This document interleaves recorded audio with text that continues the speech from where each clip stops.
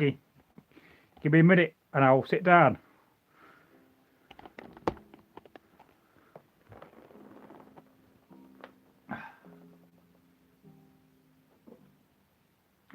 And greetings to the channel and to this live stream. I must say I'm mightily warm wearing this Viking clothing.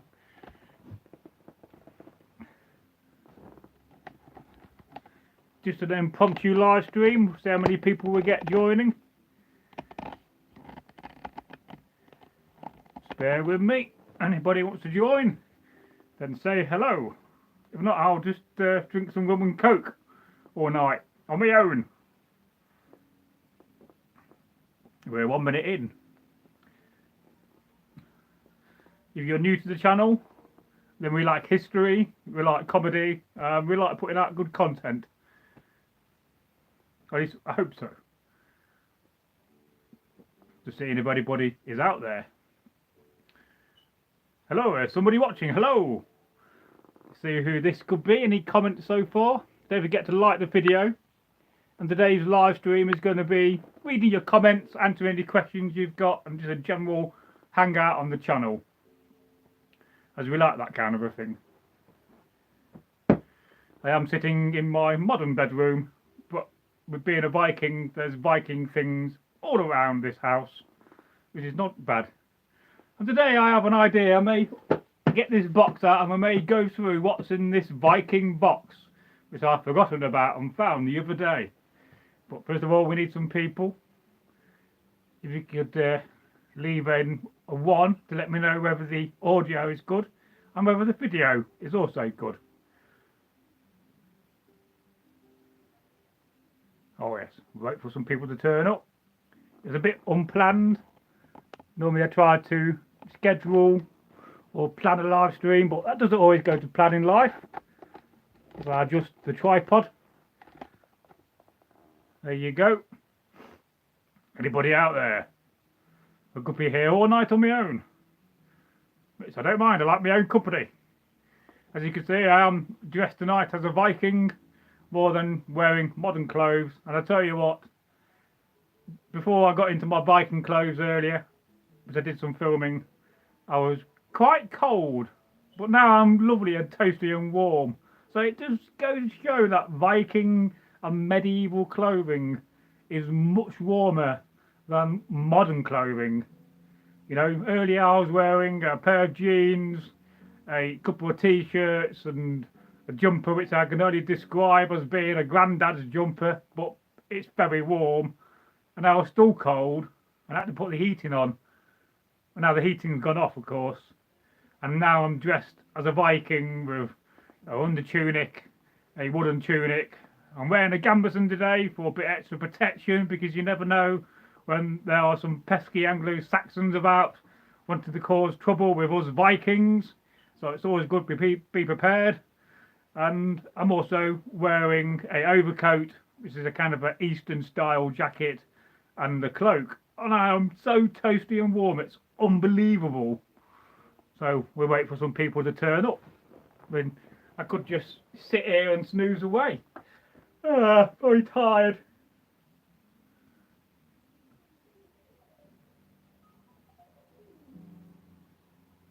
I asked my Alexa to play the music from Gettysburg. It's not computer. Stop music. You can't get it right. Because I am wearing a Thor's hammer, as all Vikings should have one of these. And may Thor give you protection and strength. And being it's a Wednesday, may Rodin or Odin give you much wisdom, my friends. So it's just gone for 20 in the live stream. That's how many minutes I've been live streaming. Because it's not long now to Christmas, Halloween today. So it could be a Halloween special. I could tell you some very scary folk tales. I know a few off by heart. But we'll see what you want. Of course, somebody's got to watch first. How have I been? I've been very good, thank you, Bragi. Oh, let's talk to myself. Oh, what have you been up to today, Bragi? Oh, today I've been tidying up the house. And I've had a good long lie-in today. What's your favourite colour, Bragi? Oh, my favourite colour is blue, or some days it's red, and some days it's black. So I'm just talking to myself now. If there's somebody watching, hello. Don't forget to leave a comment. We have that ability to leave comments. And oh, he's gone. We'll scare him off. You're probably thinking, who's this weird person on camera? What are you dressed as? Oh, you're dressed as a gnome. No, I'm not. I'm dressed as a Viking. Yeah. Today I'm choosing to drink out of a wooden vessel. This is a bit of ash from the ash tree, and it's been turned on the lathe. And I must say it's quite nice. And there's something very nice about drinking out of a wooden cup or vessel. It makes your drink taste better. So this is just a very basic peasant kind of a drink soda, and I must say it does improve the taste of the Coke and rum I've got in it. And it's got a couple of decorations of lines at the top. I see if I can get it closer for you. You can see that. You can see the little lines which the person that turned this decided to put in. It's very nice. You can also turn out of apples, quite nice. Pear wood, also very nice. Cherry, because there were cherries about. Wouldn't use yew because you're going to get arsenic from yew, so not a good idea. Oak, suppose you could have an oak cup, but traditional ash cups, and then fruit tree cups are quite nice as well. And over here I have what you often see on the poems like the Vikings. You'll have a horned cup, and of course with a horned cup it always has a wooden base, because you've got to make a base out of something, and then they kind of make the base to suit the horn, and it gets waxed in and pushed in because they make the horn soft during the manufacture of making these. And I've had that about 20 years. It's not bad actually. Probably a bit dusty to be fair, and could do with a wash. But and over the years I've sanded it down a little bit more to make it a bit more shiny. It's not the best bone, horn cup you can get in the world, but it's practical. But again, if you're carrying, if you're going into the battle with a haversack sort of or a leather sack, don't carry this into Viking re-enactment, because if you land on it, you're going to break it, and you're going to be crying later on when you go to fill it with mead, and it's shattered in half, and then you just have a broken cup in your life. So, computer, play some random music. I will put some random music on to keep me going. We'll see if anybody joins. Alright, going to play some random music. Have it very quiet so the copyright don't get caught. We don't want to get a copyright. You get strikes these days. You just get a notification that you got copyright songs or material in your video. So hello, leave a comment, share the live stream. Oh, gone again. What have I been up to today and this week? Well, I've been to work, grafted hard. I've been climbing up ladders on my own. Got to be careful climbing up ladders. You don't want to fall off and break your neck. But won't be here now. I've been doing a lot of dusting in the house, tidied up the front driveway. I've been out in my car. So it's very fast. It's a turbo diesel, so it gets me about. And as a Viking, whenever you go and buy a car, you got to make sure you can get a 9-foot spear and a good 3-foot round shield in your boot. But I often do think, it's not very practical really and safe to be carrying, half a dozen spears in your car, whether it's going straight through or slanted at an angle, because if you have a car crash, they're going to shatter and you're going to pierce yourself with lots and lots of spears. So probably best to have a roof rack and attach them to your roof rack. But it does make you think how the Vikings and the Saxons have carried a lot of spears. Most individuals have their own spear to carry, and that's not a difficult thing to carry into Viking battle on your own. You just carry it on your shoulder, and you're going to have your sea axe slung off your bow and your axe off your bow, so that's not a problem. And if you're very posh and part of the aristocracy, can't say that word then, you'll have a sword, and that'll be also hung or slung from your belt or a baldric. But if you're having to carry a lot of spears, and probably have a wagon, a war wagon with all the spears in the back, you know, if you're arming a lot of men with spears, but it does make you think what percentage of men in a Viking or Saxon battle would have spears. Would it be 25%? Would it be 50? I mean, preferably I'd have everybody with a spear to start off with, but that's not always practical. Oh, we've got 2 people watching now. We've advanced in the world. Let's see if we've got any comments. Not yet. Leave a comment if you're new. If you're not new, just say hi. Oh, somebody's gone. Goodbye. Just a random live stream. Eventually I will get a comment and I'll read it, and we'll go from there. You know, and you think of yourself, you know, there you are back in the Viking times. I got a splinter earlier, and the splinter could be very, very dangerous, because let's face it, it's not like today when you can go and get some, you know, some antiseptic cream to put on your finger and take your splinter out beforehand. That splinter could become very sore, get infected, and that could kill you back in the Dark Ages. Whereas today we take, you know, the fact that we can heal ourselves a bit quicker than what we could in those days, you know, as you know, we take it on the shoulder too easily. Although naturally, back in the times, you know, in the medieval times, and before that, even going back to the Bronze Age and way before that as well, you know, people, men and women, they knew how to use the plants and the herbs. And there's always somebody locally or in your village, that had the knowledge of plants and the knowledge of the herbs and how to mix them and make them into, you know, poultices or creams and so forth to use to heal yourself. But even so, you know, you can get a small wound in battle and that will get infected, and you know, you die a slow, agonizing, horrible death. And there you were, you know, there's old, you know, Thorkel the Viking, you know, he gets sea-axed in battle with a knife, you know, a bit like this one. Call that a knife? That's a knife. So he gets, you know, just a very tiny wound. You know, he probably thinks to himself, oh, I'll be alright, you know. And then it gets infected and the infection spreads. And before you know it, you know, Thorkel's in bed. Or Thorolf, whatever his name may be. And, you know, the infection spreads. And a week or 2 later, he dies from his infection because it's not healed.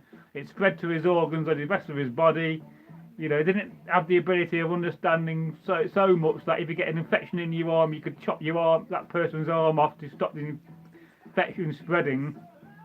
And I watched this in a TV series the other day called The Good Doctor, and it's a beginning of season 2 where a woman comes in with a nail that she's had manicured, but it's had an infection, and she ends up, and she's like a celloist.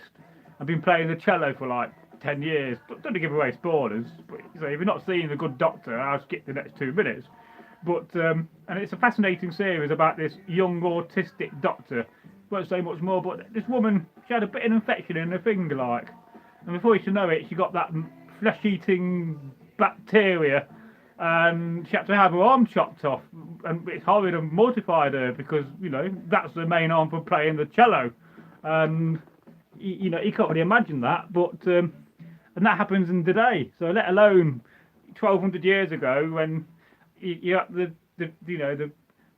time of the beginning of the Vikings raiding, and you could get wounded in battle, and before you know it, you've got some very bad infection, and there's good old Thorolf, the brave Viking, probably not going to Valhalla if he died in bed because of a wound.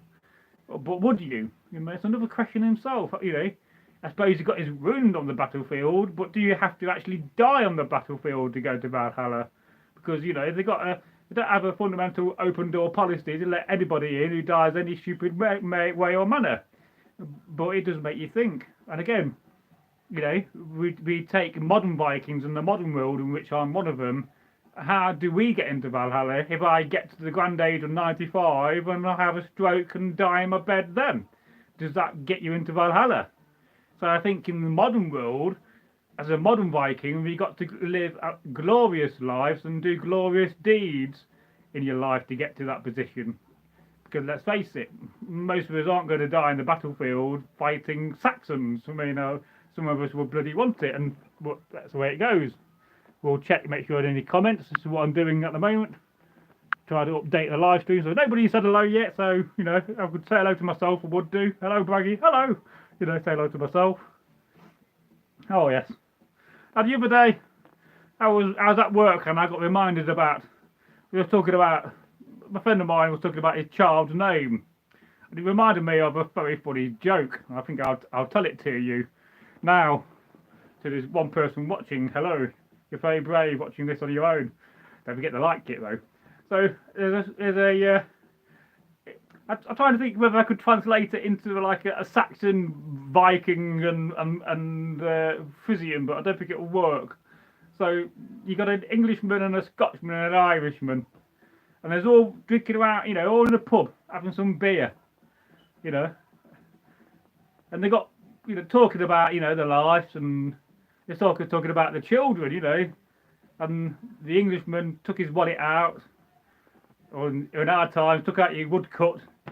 You know, here's a woodcut. Here's a picture of my son, and his name is George because he was born on St. George's Day. And you know, showed him a picture to the Scotsman and the Irishman, and the Scotsman said, "Oh, that's uncanny," he says, and he reached for his wallet, eventually found it, took it out, and then took out an old picture. Said, "Here's a picture of my son Andrew, for he was born on St. Andrew's Day." And then the Irishman stood up and says, "Jesus Christ, that reminds me of my son Pancake."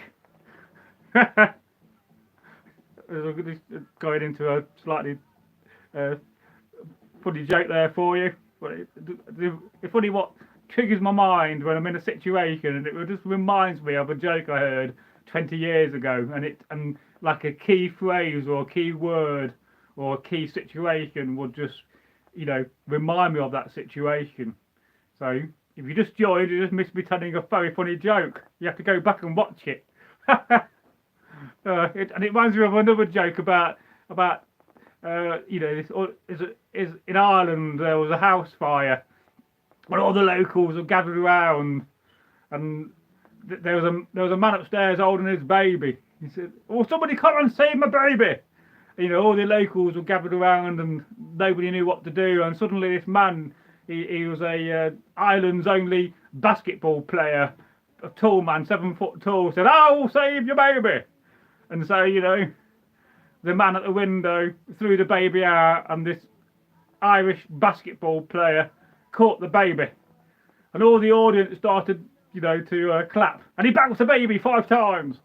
Probably not a paid PC joke these days. This could end up being a live stream on me telling jokes if we're not careful. Anyway, so there's 2 funny jokes. Just what I got reminded about the other day, before I forget them again for the next 2 years. What are you drinking? Let me know in a comment. I'm drinking some Coke and rum in my authentic wooden vessel. Funny, isn't it? You know, we call boats vessels, and you call cups vessels, but you can't drink out of a boat, can you? Unless you're a big giant.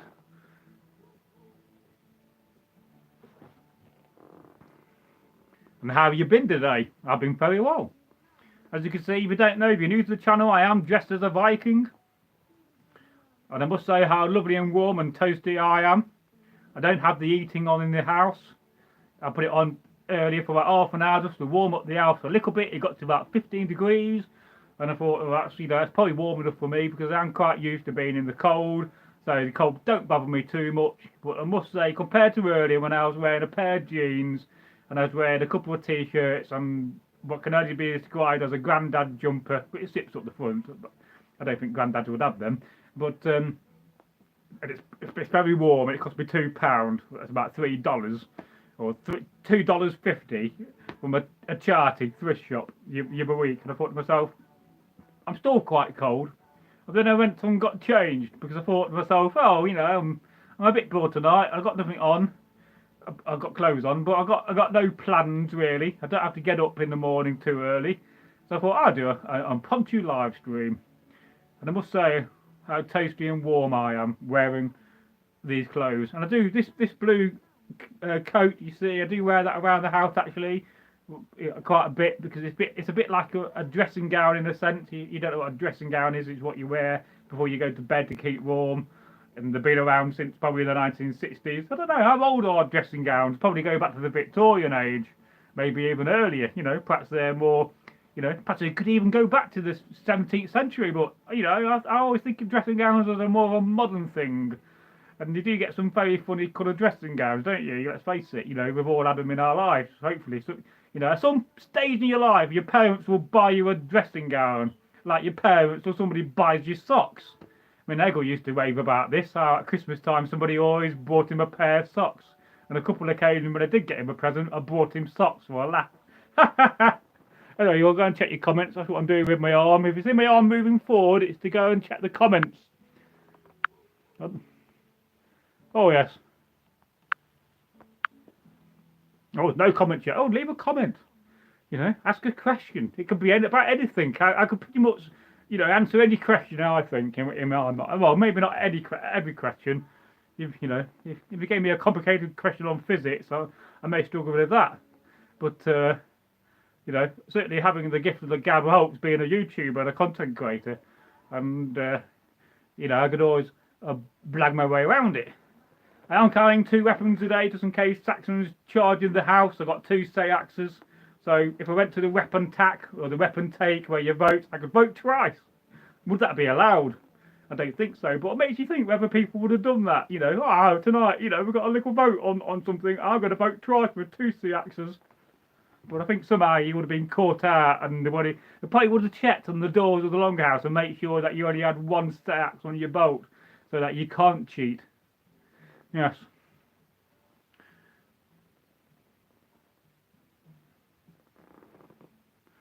Well, there's a good bit of music playing in the background there. I do like my music.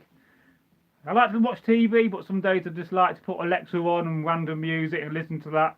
Some videos give me inspiration for making other videos. I've done a few of them in the past. So still not got no comments. This is a live stream hangout. Reading your comments. The hangout's working so far, but the reading your comments isn't really working out. But we'll get there. But thank you for the 2 people watching, and thank you very much for the 2 likes. It's very appreciated anyway. And as you can see, I've got a sword at hand as well, because you never know. You know, a bunch of Normans may come in and try to tax me. If they're not having that, they'll get my sword. And Normans don't like it up them. So, we've got 3 people watching now. And of course, 3. 3 is a magical number, you know. 3 3s are 9. That's even more magical. Oh, back down to 2 again. Oh, caught blimey trousers. One of my most popular sayings. I might put that on a t-shirt for the channel. Caught blimey trousers. Or caught blimey breeches. Might be more equivalent to the Vikings. So, we've got a comment here. Well, hey! We've got a comment. And it's from Opper10.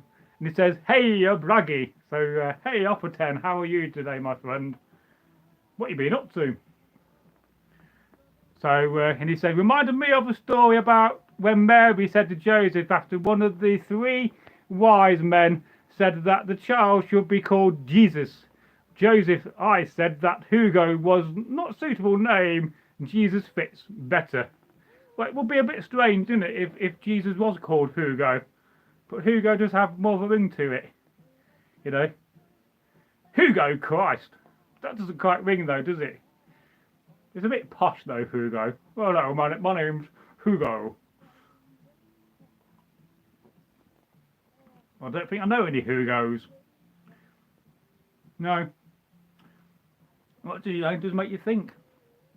It just make you think how much the Vikings would have heard about Jesus. You know, I'm sure they would have heard something about him. Though, you know, we all know Christian monks like to travel and try to tell stories and convert people. Not really worked out though, has it really, in the long run, because we're still about us Vikings more than ever probably. It just make you think whether there's more Vikings today than there was back in the day, because, you know, 1,000 years ago or more, population wasn't as big as today, because population has just gone through it like that, and now it's about to go like that. Because people always say, you know, and I hear it all the time, oh, there's too many people on this planet. Well, that may be the case at this current moment in time, but we've got a massive problem when it comes to population, and the fact that the population growth is about to reach its limit and drop off the cliff. And so, in 20 years or 30 years' time, and all these young millennials are getting old, there's not going to be enough of them around to do all the jobs because they're not having enough children. So there's a population bomb in the making. And I mean that not in the sense of, it's going to explode, it's going to implode, really. But that's another story for another day. I must say, oh, there's some little floaty bits in my cup. I did give it a clean out earlier, but I do like drinking out of wooden vessels. Oh, I finished that now. What a by Odin's beard.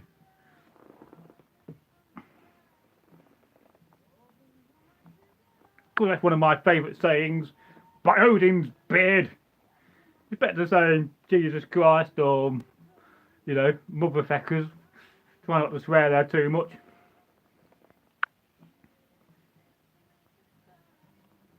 And then Opperton says maybe Bob.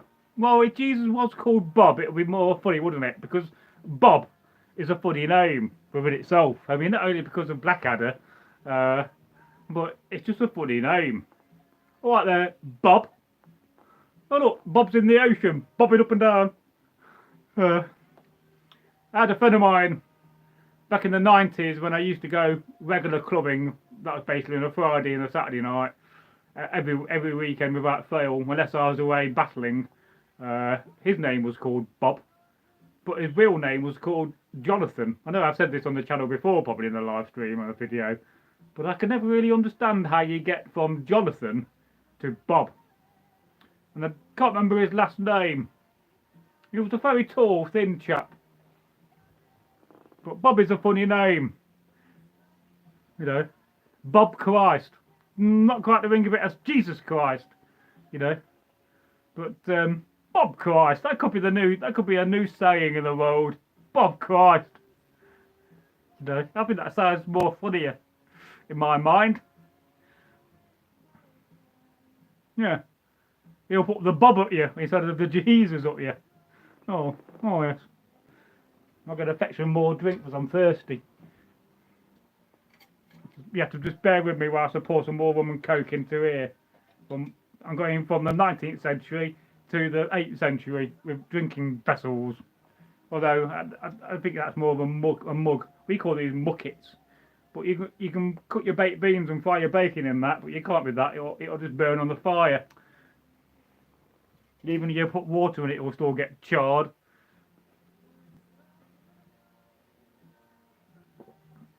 Oh, lovely.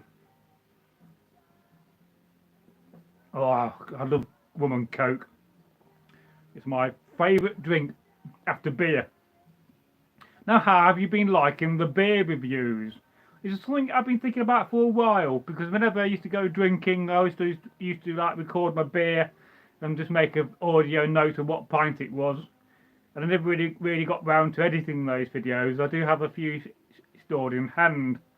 I did go out Sunday as a very rare occasion. I went out with two friends of mine and I did record 3 more beers. One of them was from Brooklyn in America. It was an ale. That was very nice. So you'll see them at some point. I was in a pub. I call it the wonky floorboard or the wonky chair. I forget now. But it was very nice beer. And we had a packet of Triglets. I had a few Triglets, but I think the dog that sat near us got more Triglets than what I did. But never mind.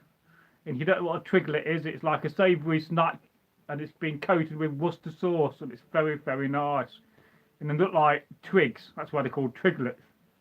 I mean, I could eat bigger ones. You'd have to call them Branchlets, wouldn't you? You know. We'll check your comments. Yes. Bob. I think the church should adapt that, and if they call Jesus Bob, more people may go to church. That could be an idea for a poll. You know, rebranding Jesus' name. Should we call him Hugo? Should we call him Bob? You know, Sebastian. He could be called Sinclair after the computer. What other funny names could we give Jesus? You know, but then again, do we have to start renaming Thor? Because if you had a name for Thor, what alternative name for Thor would be? Timothy, you know, Timmy. Hello, may the god Timmy give you strength and wisdom. Don't quite sound right. And I can't remember what TV show it was. I think it was probably on one of the comedy programs, and they kept on using the term Timmy. I know I think it was South Park, wasn't it? And I remember being on reenacting on camp, and all you could hear along all the fire pits at night was people going Timmy, Timmy, Timmy. It's funny how these things catch on for a while and then they disappear. It's a bit like that time in the 90s when I was reenacting and the TV series Father Ted was on. So, you know, there you are, you got 20 fire pits along, you know, a quarter of a mile of tents, and then all you can hear is all the funny catchphrases from Father Ted. And you don't know what Father Ted is about. It's about these three priests that live on an island, Craggy Island in Ireland. And one day I really want to go along to the Father Ted, you know, kind of they have a do every year, like a convention. So it'd be funny to dress up as Father Ted and go along, you know. So along all these camps, and this was mainly in the 19th century when I was reenacting, not literally the 19th century because I'm not that old, but all you could hear along all these camps, you know, from the Union camp to the Confederate camp, is people going, drink, arse, tits, because those are three of the funny catchphrases from Father Jack, from Father Ted. So it makes you think now, if you're doing reenacting, what funny catchphrases you may get from the current TV comedy programs, which aren't as good as back in the 90s and before that, let's face it. You know, nothing like Monty Python's ever come about again, has it really? Or the young ones, I mean, that's hilarious. And I was watching, you know, not the young ones, what's it called, Bottom. I'm watching Bottom the other day, the live show, some of the outtakes. And you're never going to see the likes of, you know, Rick Mail and Aid Edmondson, are you, again, really? I don't think so. And then the other day I was watching on YouTube, they did a thing, before they did Bottom, they did a thing called The Dangerous Brothers, with Rick Mail and Aid Edmondson. And I must say that's quite funny. I mean, Edmondson, that's quite a Viking name, isn't it? You know, Mail, that sounds more like French to me. But his first name, Rick, is a bit Viking, isn't it? Perhaps we could call Jesus Rick. You know, alternative names for Jesus Christ. Today I'm going to call Jesus Bob. And Bob said, and Bob turned the water into wine. And Upper 10 says, are you celebrating Halloween today? Well, yes, right now. Cheers. No, well, not really, no. I mean, what would I do? I've been talking to my girlfriend again a bit more. Actually, she's gone quite quiet for a while, but because of various reasons, mainly to do with health. That's enough said on that. But we're kind of emailing each other every day now, and she said today that I need to go out and buy a pumpkin and carve the pumpkin on camera. I've not got around to do it today because I've been busy, and then get a Dane axe and smash the pumpkin on camera. So if I get a chance tomorrow, I may film those videos, and then out of the pumpkin bits, collect some seeds and then make some pumpkin soup. So you may see that. I mean, if I was better organised and knew about it yesterday, I may have done it today and got round to doing it. I could have got one in Derby when I was in Derby yesterday. But I've been doing some other chores today. So, but I think, you know, Dane axe versus pumpkin could be quite relevant, really. But I never really had pumpkin soup. And I never really ever carved a pumpkin in my life. I mean, today, you know, traditionally I always think Halloween is more associated with Satanism than it is with Christianity, and certainly not really associated too much with, you know, the ways of the Vikings. I don't like to call it Odinism because it's not what I see it as. But and of course that's sometimes got negative connotations to it. But on my other channel I do have a very good video about Halloween and the origins, the origins, can't say that, of Halloween. And I was thinking the other day, perhaps I should download that video and re-upload it to the channel because it's a very good video.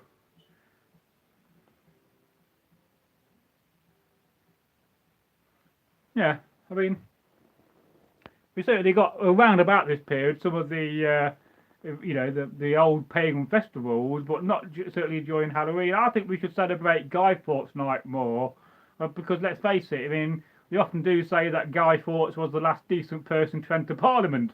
This is just a funny old joke, really. But, and Offer 10 says, Skull, hey hey.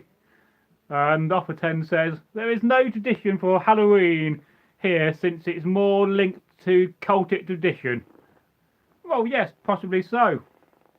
I mean, I forget now the fundamental origins of it, but I think it's more associated these days, I think, with dark magic and black magic than it is with anything else, because, you know, it's all about, although fundamentally witches aren't bad. I mean, in Wicca, which I've been in Wiccan, witches are quite positive and they don't worship and practice bad magic or black magic. You have to be a Satanist to do such a thing. And, you know, so that's quite interesting. And, you know, throughout the communities when I've been to meetings of pagans, they are some of the most friendliest and loveliest people you can ever meet. And then Upper 10 says, but it is probably a very old pagan tradition. Well, maybe so. But maybe we just don't, maybe we've just got that modern interpretation to it. And I think to a slight degree it's just been taken over by that negative side of things. But certainly the association of dancing around a fire, that's very old, I would say, because let's face it, you know, you go back to the Stone Age and the Neolithic, fire was such an important thing. And maybe, you know, maybe this time of year when the seasons change and you notice a difference in the seasons, normally when you get a cold, it's funny, isn't it? You get the end of, you know, summer into autumn and you always get that kind of seasonal cold or bug. And perhaps it's just your body saying to yourself, well, yeah, seasons are changing. I'm going to give you a cold now, so you become toughened up for winter. Perhaps that's got something to do with it. I mean, I'd run about 3-4 weeks back for about 2 or 3 days and it shifted it. I've got my own little secret ways I had to get rid of a cold. Perhaps I'll share them in a minute. But, yeah, it does make you think. I mean, of course, fireworks are more of a modern thing, unless you go back to China, when fireworks are much older. But in the West, fireworks are very modern. Certainly, I was in the pub the other day, and it was all made out to be a Halloween theme. And they got like pumpkins and spilling my drink them, sacrilege. Oh dear, that's such a bad thing to do. They smelt much though, I'm alright. But yeah, you know, ghosts. Is it the time of year when ghosts start being more active? Yeah, perhaps, you know, one day I will do a video on Halloween. But no, I wasn't really planning to celebrate it in the same sense. I mean, I'm not going out anywhere. It's just another normal day for me, really, to be honest. You know, if my girlfriend was here living with me, then perhaps we would do something, but that's just not the way it is at the moment. And who knows, you may see her on camera if she's not shy. Would you like to see my girlfriend on camera? We could talk about many things. She's a very good talker. And one of the reasons why I like her is because she's got a deep thinking mind. I think that's why we connect. But that's another story. And I don't think she likes to be talking about her too much on camera. But she's very unusual, very unique, and very beautiful. And I'm feeling very lucky to have such a wonderful, gorgeous, amazing, and brilliantly minded girlfriend in my life. And if you said to me, you know, a year ago, you know, if I sat here this time last year and somebody on the live stream said, oh, Bragi, you know, in a year's time, everything's going to change for you, you know, your dad's going to pass away and Eggle's going to pass away and you know, your life's going to change completely and you're going to be having 2 jobs or 1 job and you're going to have an amazing girlfriend and you'd be thinking about getting married and settling down properly in life. I wouldn't believe you, I really wouldn't. I'll say to you, that's a load of BS, or bullshit as we often say, which reminds me of a joke I'll tell you in a minute. But yeah, I suppose I could, yeah, I won't believe you. I'll say, well, no, don't believe that at all. So it's funny how life can work out and has its little plan, you know, to perhaps it's the fates, you know, the Norns plotting away and planning my life, because it is a big question whether life is planned, whether we have a set life, but yeah.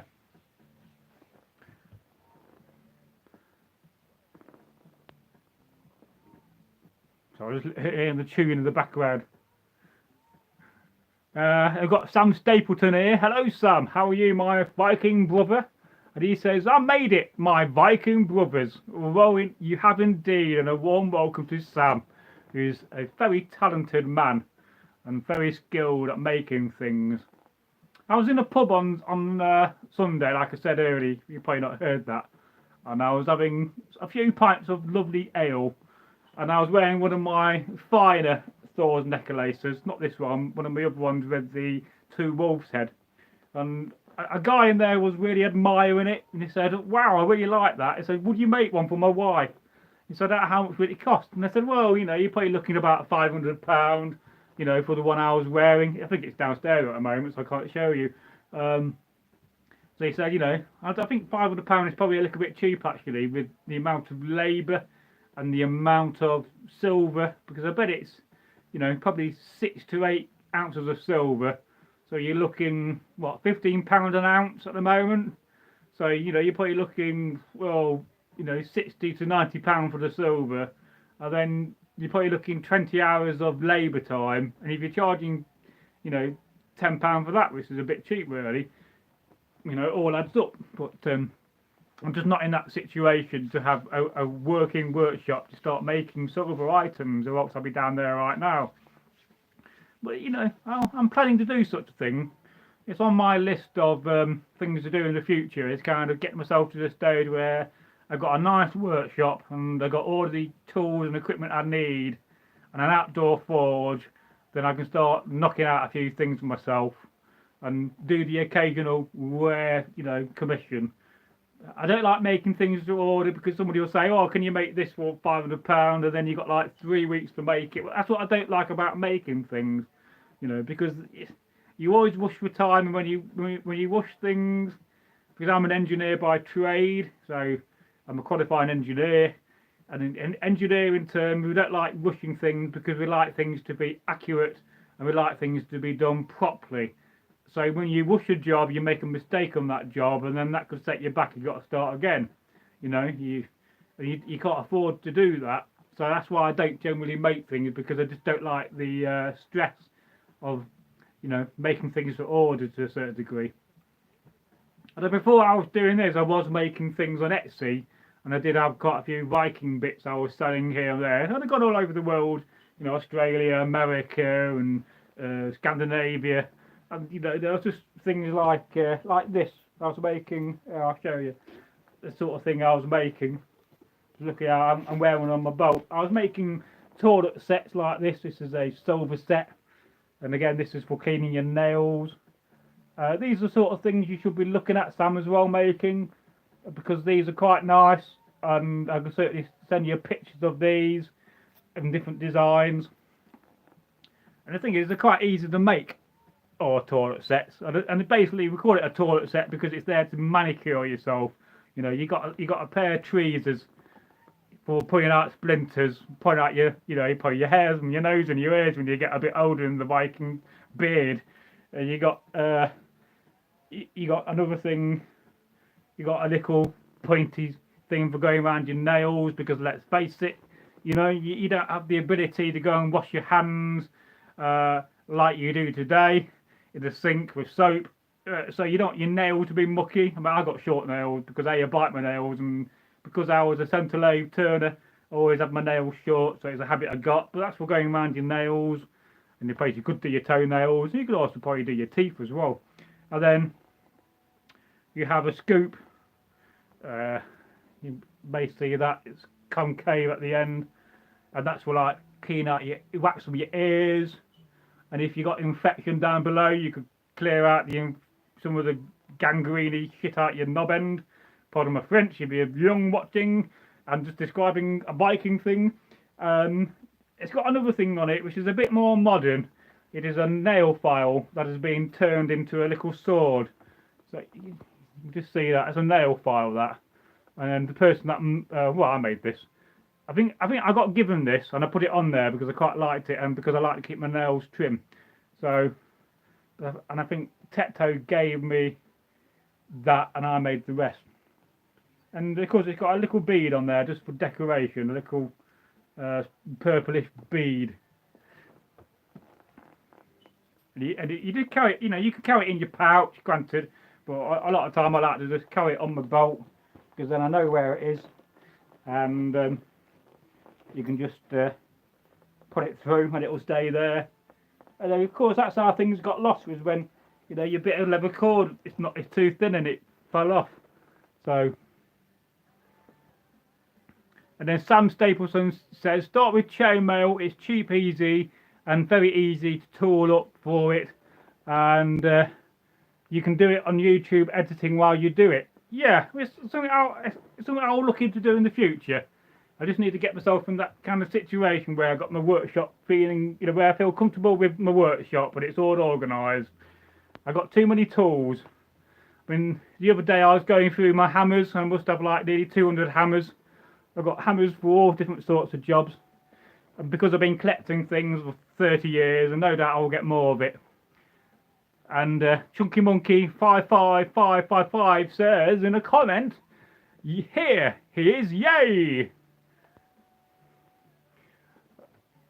And Sam Staples, I do make toiletry kits, but more of a medieval style. I'd love to see yours, so I can get more of a Viking style. Yes, and I mean, I got the advantage of having lots of archaeological reports, so a lot of them will have the pictures of, you know, the finds. But I do have on my phone, I'm on a streaming from. I must have like 20,000 archaeological pictures on my phone, which is where I make some of the videos on CapCut from. This is a new app I'm using.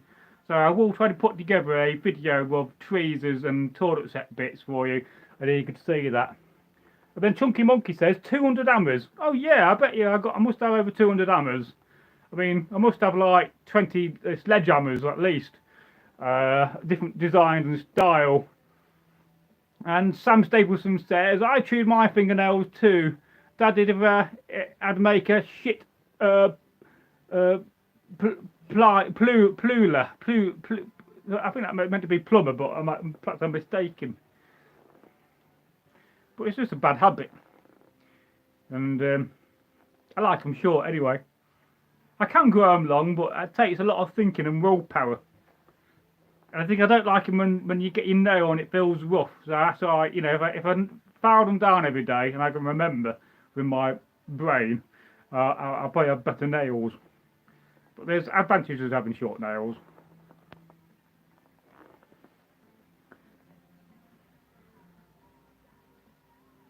Oh, a bit of Aerosmith on the old Alexa playing.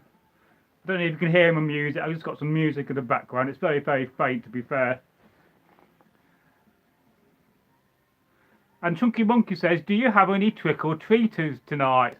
Well, if anybody rings my doorbell, we'll go live with the camera and take it down with us, and we'll trick them and treat them with this outfit and scare them away. And then probably the police will come round and say, what are you doing scaring people dressed as the Vikings, sir? No, I think all the time I've been in this house for 20 years, I've never had any trick and treaters. So, it's because I live in a posh area and the houses are massive and big and offset. So it's not like I live down a cul-de-sac or one of the, you know, streets in Derby, like, you know, in Normanton. And Normanton, you know, is a place named after the Vikings, you could say.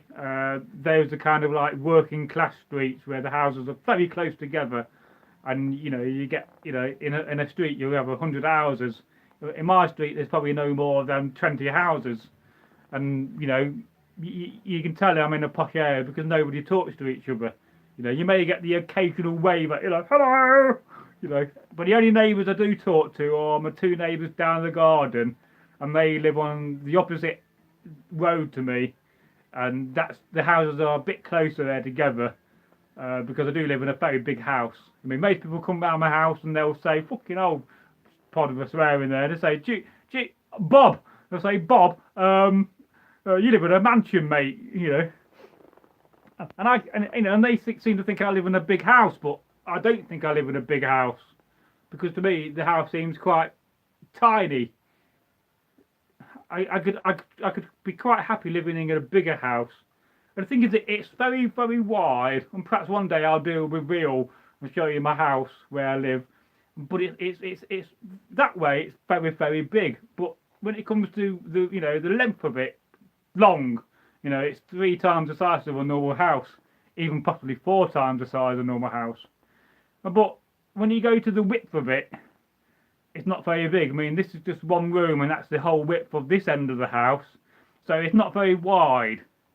And yeah, the central part is a double room area, but the rest of it is single room, so it looks big on the outside, but on the inside it's quite small and boxed in. Yeah, I've also got 3 big anvils. I've got a big swage block, which is so big and heavy I can't really lift it. But yeah, I had a friend of mine, well, not really a friend of mine, a geezer I got to know a little bit from down a pub I was at, and I asked him to come along and give me a hand to move some of my bigger things down from the farm to here. And he kind of got this swage block, and he's not a big chap, he's only my size, but he's very muscular built. And he kind of like picked up with his arms like that and carried it. And there's me, I can barely lift it off the if you know what a swage block is, it's just a block with like different formations for forging and making things. And yeah, I mean, I got like 3 forges and 3 or 4 wood lathes, but I like more things. I'm a bit of a hoarder, but I don't like hoarding in the sense like you see these videos and TV series about hoarders, when you go in and you can't move in the house and there's newspapers and crap everywhere. I've just got all useful things like Viking weapons and stuff. I mean, I've got like 20 Viking swords. I don't need that many Viking swords, but I was looking on Etsy today and I saw a very nice sea axe. I quite fancy buying. It's very, very nice. Of course, I got probably about 10 to 15. No, I probably got more than that. I bet you I got about 20 sea axes in the house. So I just go and read a comment. Sam Stapleton says, I have a question. Let me just, hang on a minute. Ooh. I'm on my knees. I'm not praying to Bob. Sorry, earlier was on about giving Jesus a new name. And Upper 10 said, perhaps we should call Jesus Bob from now on. I think Bob is a more funny name. So I have a question. I do a lot of crosses in my blacksmithing to sell to Christians and make money. Should I not do that because I'm a Norse pagan?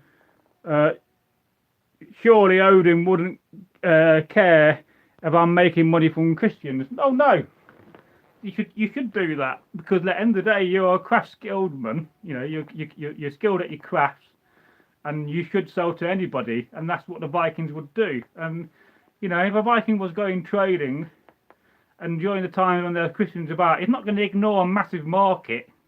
And let's face it, the church and Christianity is a massive market, and people will make a living out of making wooden crosses and wooden furniture for churches. So no, you should not ignore that massive part of the trade. And Christianity isn't a bad thing.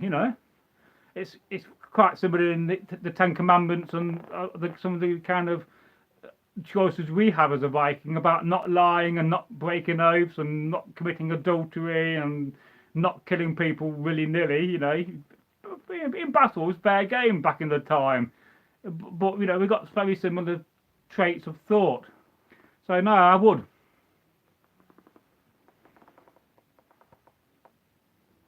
And Sam Stapleton says, damn, 200 hammers, I'm jealous. Well, you go to like car boots or thrift stores, or you go to garage sales, you will find this stuff out there. And there is lots of people that hoard stuff, and don't forget, generations before us have bought stuff and don't use it anymore. So it's always worth, going to these places, and garage sales in America will be quite good, because I do see a lot of videos on YouTube of people going to garage sales and buying things to sell on, these resellers. So yeah. So we have a comment here from Grim Wolf. So what do you think the real reason the Scandinavian Vikings denounced their religious customs for Christianity? Well, that's a complex subject, really. And part of it was partly because the monks kept travelling and were being sent to convert people. So, and then you got, you know, certain kings and so forth that wanted to convert. Perhaps there was more money in Christianity. But did it really go away? Because let's face it, there's more Norse pagans around today than ever. So in that aspect, it hasn't really worked. But, you know, it's a complicated subject. I mean, Egger was here, he could rave about that because that is one of his subjects he talked about.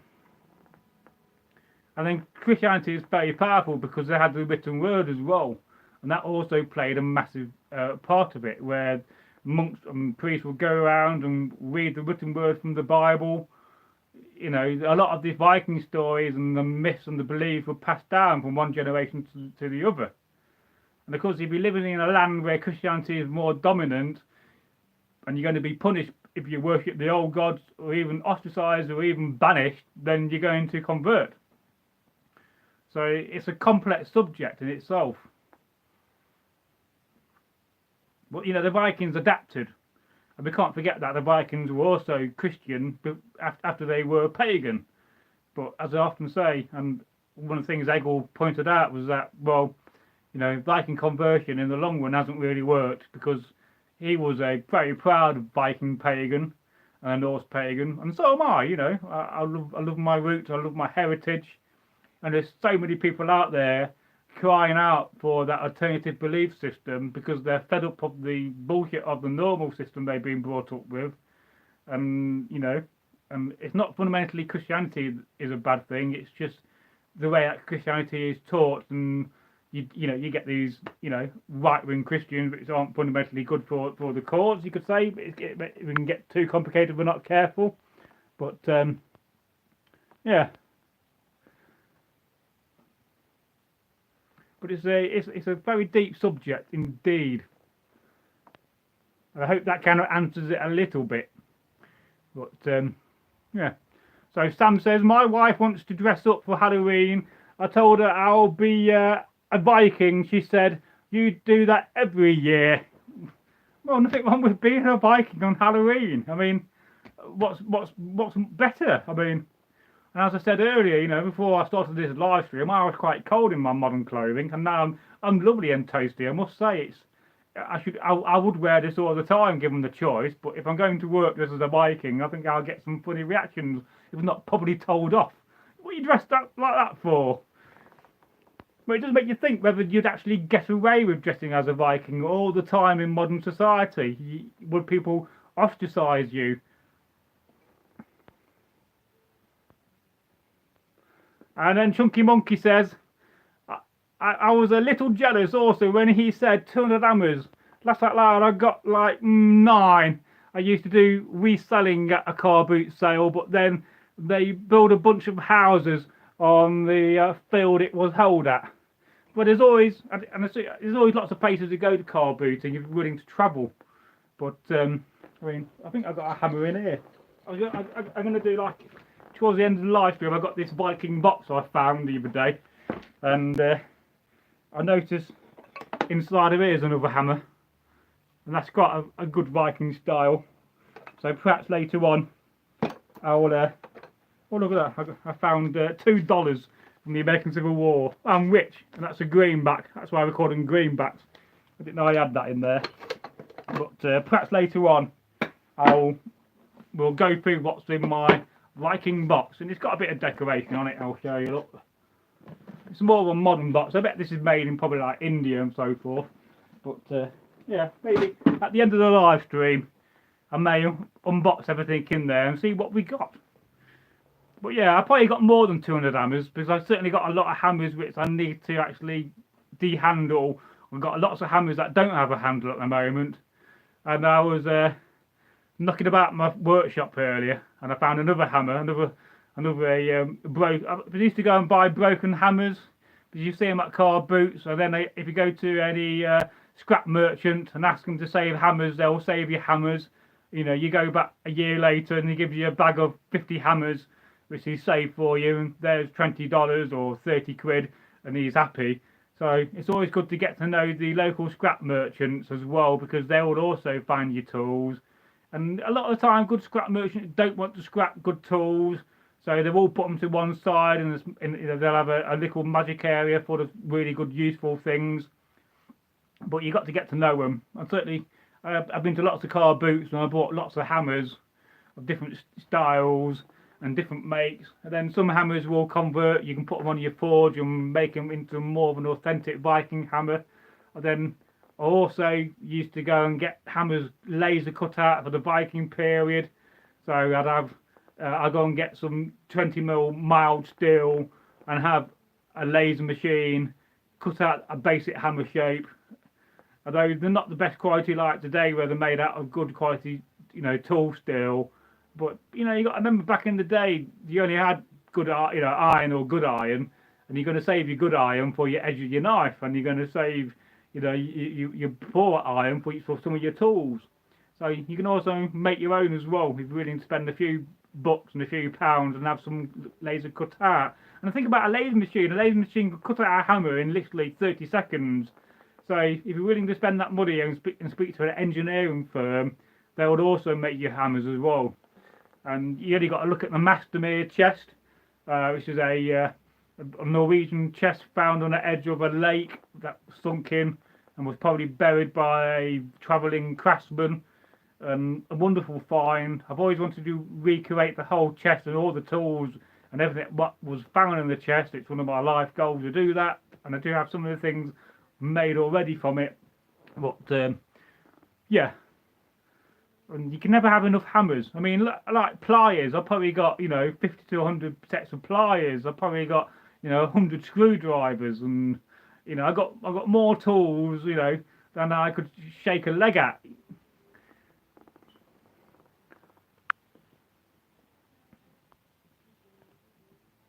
So we'll go back to some more of your comments. Make sure we're not left and missed any behind. And don't forget, folks, to leave a like and also share this live stream. By sharing the live stream, it really does help the channel to grow and reach a much higher audience and a new audience. Because most of our audience is new people. So Grim Wolf says, do you like J.R.R. Tolkien and his Middle-earth universe? A lot of his stories was based around Scandinavian and Anglo-Saxon history and mythology. Well, yes, I do. And certainly, I can remember back in the day when I was in the Viking group and we were looking to recruit new members. And, you know, like a lot of groups, they have a committee. And, you know, a committee is just the fundamental roles of a group. So you'll have like, you know, a chairman or a group leader. You'll have a treasurer. You'll have a training officer, an authenticity officer. You may have a crafts officer for managing the crafts, and probably a civilian officer for looking after the civilian side of things, that are people that aren't fighting in the battle. And those are your fundamental roles of a Viking committee. And then, you know, maybe you may have a master at arms as well, depending on how big you are, and you can have a few more roles as well. But maybe a marketing officer if you're big enough. But some of these roles you double up. So I was on in the old Derby group, the Derby Vikings, and I was. I think I must have been. I think I was the training officer, because before me, Egil Thorson was the training officer, and he wanted to slow down a little bit as he was getting on. Back in even those days, he was getting on. So I took over his role, and he became my assistant, and I became the chief guy for training the troops. And certainly, you know, under my training, we had one of the best Viking groups in the whole society, because we were tough and we worked well together, which is another whole side point. Because in a Viking shield wall, you got to work as a team.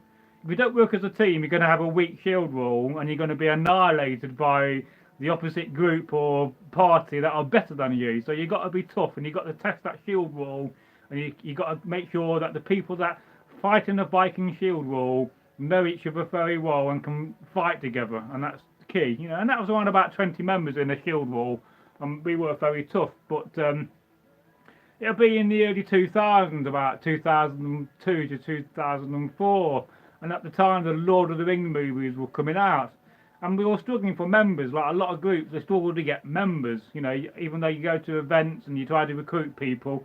So I simply said, well, we've got the Lord of the Rings movies coming up, why don't one of us ring up the local theatre, you know, seminar, and say, can we hang outside and give out leaflets? Because it's good for them, because they got Lord of the Rings, and this was, I think, the first movie, so the Fellowship of the Ring. The seminar jumped at it, saying, well, yeah, that'd be brilliant, because you guys look like, you know, you're from Lord of the Rings, and you can see a connection between Tolkien and his liking of Scandinavian and especially Anglo-Saxon history, because he was a professor of Anglo-Saxon literature and language, if I recall. And so for a few nights during the premiere, and then for about 3 or 4 nights afterwards, we stood outside and we gave leaflets to people. And I think literally from about 3 or 4 nights of recruiting, we must have recruited about 20 people. And those 20 people committed to the group, and we got all these new members. Though it also brought down about the downfall of the group, which is another complicated story, and it reads like a saga itself, which I won't go into. But yeah, so yeah, there's a massive connection, and I do like, yeah, I do like the Tolkien films. I quite like to see the new stuff that's going to come out. I mean, he wrote so much stuff as well, so you know, and perhaps one day we'll see a new version of Lord of the Rings that's maybe more accurate to the book and not missing some of the important things out like Tom Bombadil, and maybe incorporating the Ents a little bit more, but like Treebeard.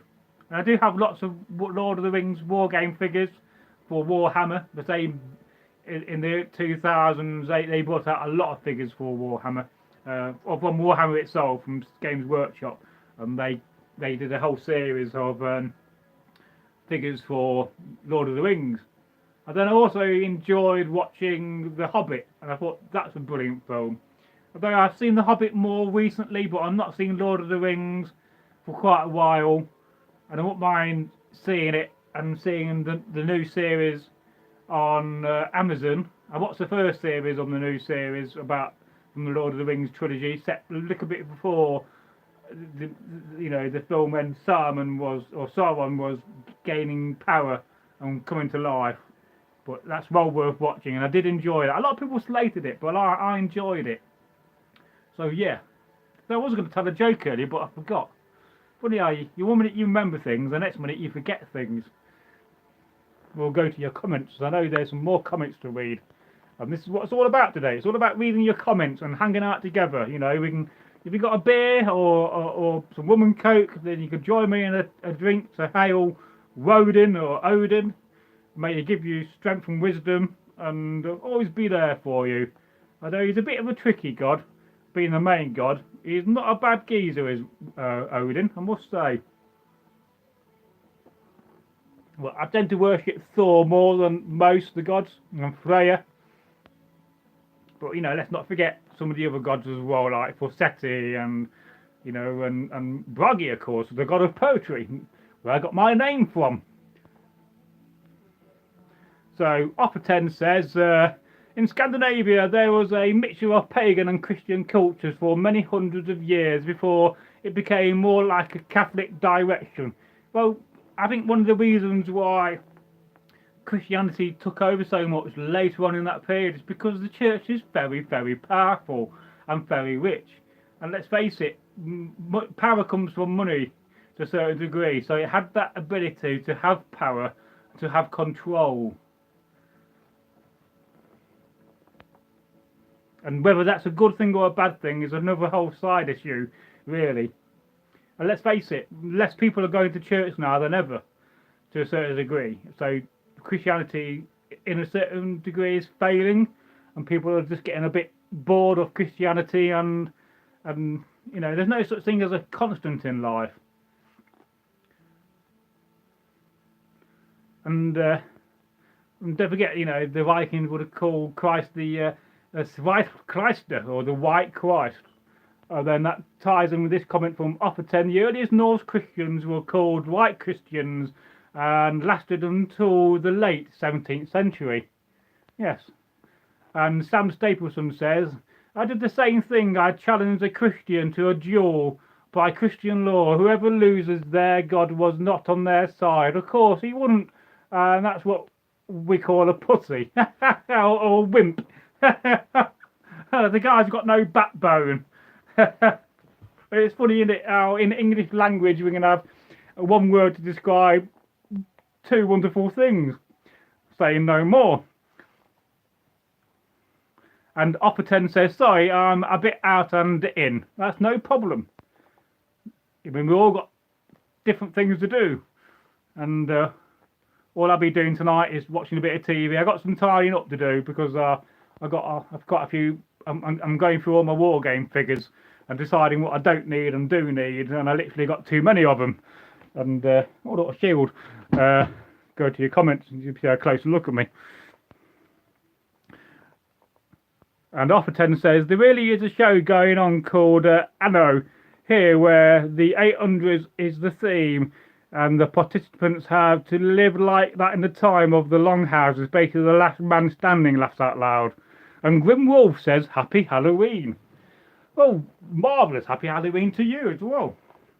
But I think it would be quite nice to see, you know, we got all these programs, The Last Kingdom and the Vikings, but I'd very much like to see one set earlier in the Vendel period of Scandinavia, because I think that'll be even more interesting. And let's face it, there's enough manufacturers of really good quality, you know, Vendel period items that they could kit people up authentically and not have all this stupid leather-tooled leather armour.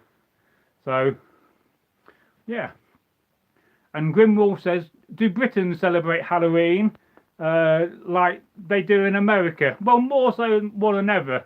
It's certainly catching on, and certainly Halloween is popular than it's ever been. So yes, we do. And we've got a comment here from the Belfast Viking, Martin Brown. Hello, Martin. How are you today, my friend? I hope you're keeping well.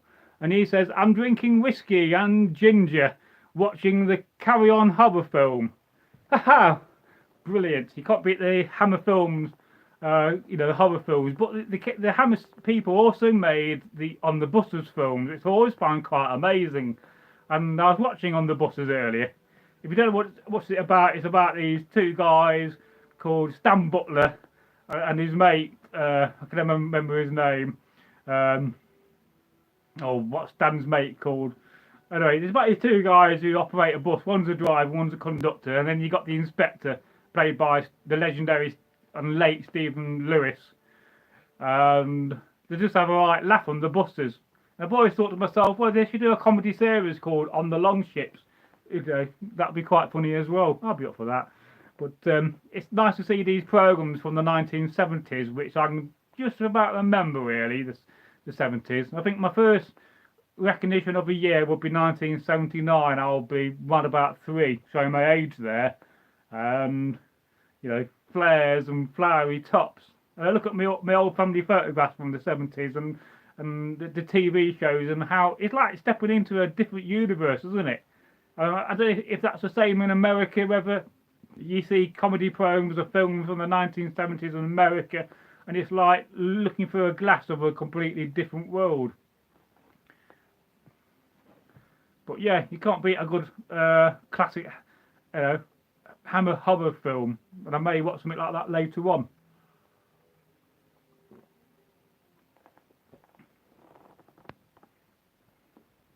And I do like whiskey and ginger. Is that a whiskey mac? I do believe. Or is that stone ginger, isn't it, and whiskey? But I don't drink a lot of whiskey. I got some. It's about 25 years old now, so it's very, very vintage and very strong. And occasionally I'll have a little bit of whiskey with some lemonade and a couple of bits of ice. I don't think you're meant to. Are you meant to water down whiskey or not? I forget now. And then we've got a comment here from Grimwolf who says, check out Terrifier 2. Is that on TV or is it at the seminars? It's been a long time since I've been to the similar. And he says, Art the Clown is prowling the streets tonight. Well, yes, it's that time of year where you get lots of people dressed as clowns. And I was coming back from my job yesterday in the morning and I saw a geezer. That's what we call a man, a bloke. Geezer is another word for man. So I saw this geezer walking down, a lot younger than me. He's probably a student, to be fair. And he was dressed as the character from Scream. And I didn't half chuckle. So, if I was going to go dress as something, I'd dress as a Viking. Maybe put a bit of a scary face on. Because I've already got one already, naturally. And he says, I'm drinking beer tonight. Skål to you all. Well, skål indeed. And good health. Where's hale? Where's health? Where's hale? Good health, not was health. I think I've had too many of these. It's been a long day, though. And then the other night I had a dream about a monkey again. I keep having dreams about monkeys. And this time I was living in my old house. And I had a pet monkey. And I used to live opposite a guy called James. He was a bit of a character, you could say. Not the brightest of sparks. And I trained this monkey to go around and shit in his ass. So I go on, little monkey, go around in James' house and shit in his ass. So the monkey would run across the street and climb up the building and go through a window and crap everywhere and come back again. Funny dreams. And Martin from Belfast, the Viking, says, we use turnip lamps, not pumpkins. Well, yeah, suppose if you've got a massive turnip, that would actually work. It does remind me of two folk tales about turnips. I don't really put out any, normally in the past, certainly if you go to the playlist, you'll find a playlist of all the scary stories we've told. And normally this time of year, I used to traditionally put out some scary stories, but as I'm not publishing so many folk tales at the moment, because I need to get on with and start doing again. Because I know in the early summer I was doing a long play video every night. I need to start trying to do that again.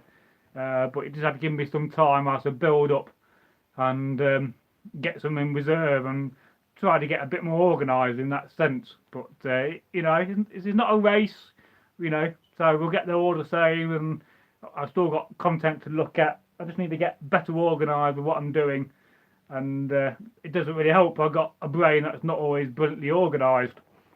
Say no more. At least I got one. It's in there somewhere. And then Offer 10 says, laughs out loud to the fact that Martin uses turnip for lamps. And Grimwolf says, no turnips in America, laughs out loud. What, you don't have turnips in America? Yeah, I'm amazed by that.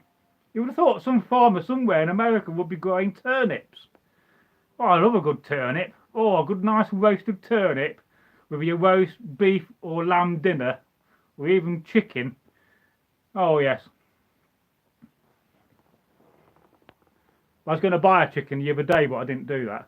So yes, and he says, Martin says, yes, I'm drinking Stone's ginger, laughs out loud, and no water. Yeah, you don't want water in there. You just, unless you do have some ice, you want it a bit colder. But traditionally, you should just have some good whiskey, half and half, whiskey and half ginger ale, and Stone's is by far the best. When I first started drinking and going to pubs, strangely enough, I started on whiskey. I don't know why I did this. But then I discovered pints of beer, and I kind of like pints of beer more than I like whiskey mac, as we call it. I don't know why do we call it a whiskey mac? I've always wondered that. I mean, if I remember at the right time, I suppose I could look that up. But yeah. And Sam Stapleton says, I've got stuff too, but it's usually after a fat bowl. Well, I know what you're on about. You just make sure you got plenty of ice in your bong, man. Say no more.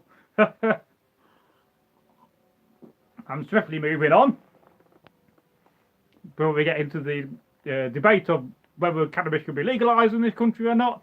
But I often say to people that if you've got a problem with cannabis, if you find it a bit difficult, So don't forget to ring the police, phone 999 and enter, press the hash key. And it reminds me of a joke about in London there was all these people marching for the, you know, the decriminalisation of cannabis, and you got all these stoners marching along. What we voting? What we marching for? And another guy says, I don't know, man. Well, that's a whole other subject. But yeah. But then we've got Grimwolf says turnips are not common.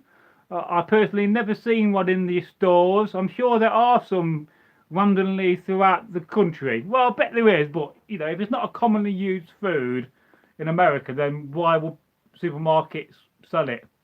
And Sam says, I feel like Christianity is failing because there are so many different versions of it, and they're realising they were lied to. Well, yes, I mean, it's a bit like I used to have Jehovah's Witnesses come round, and when they first came round, I had this very nice old lady came round, and I let her in my house. I made her a cup of tea, and she had a French name. I can't quite remember what the name was. It'll come back to me later on in the night probably. And she gave me one of the Bibles that I got on my shelf, and you know, it's the Bible from, you know, the Jehovah's Witnesses.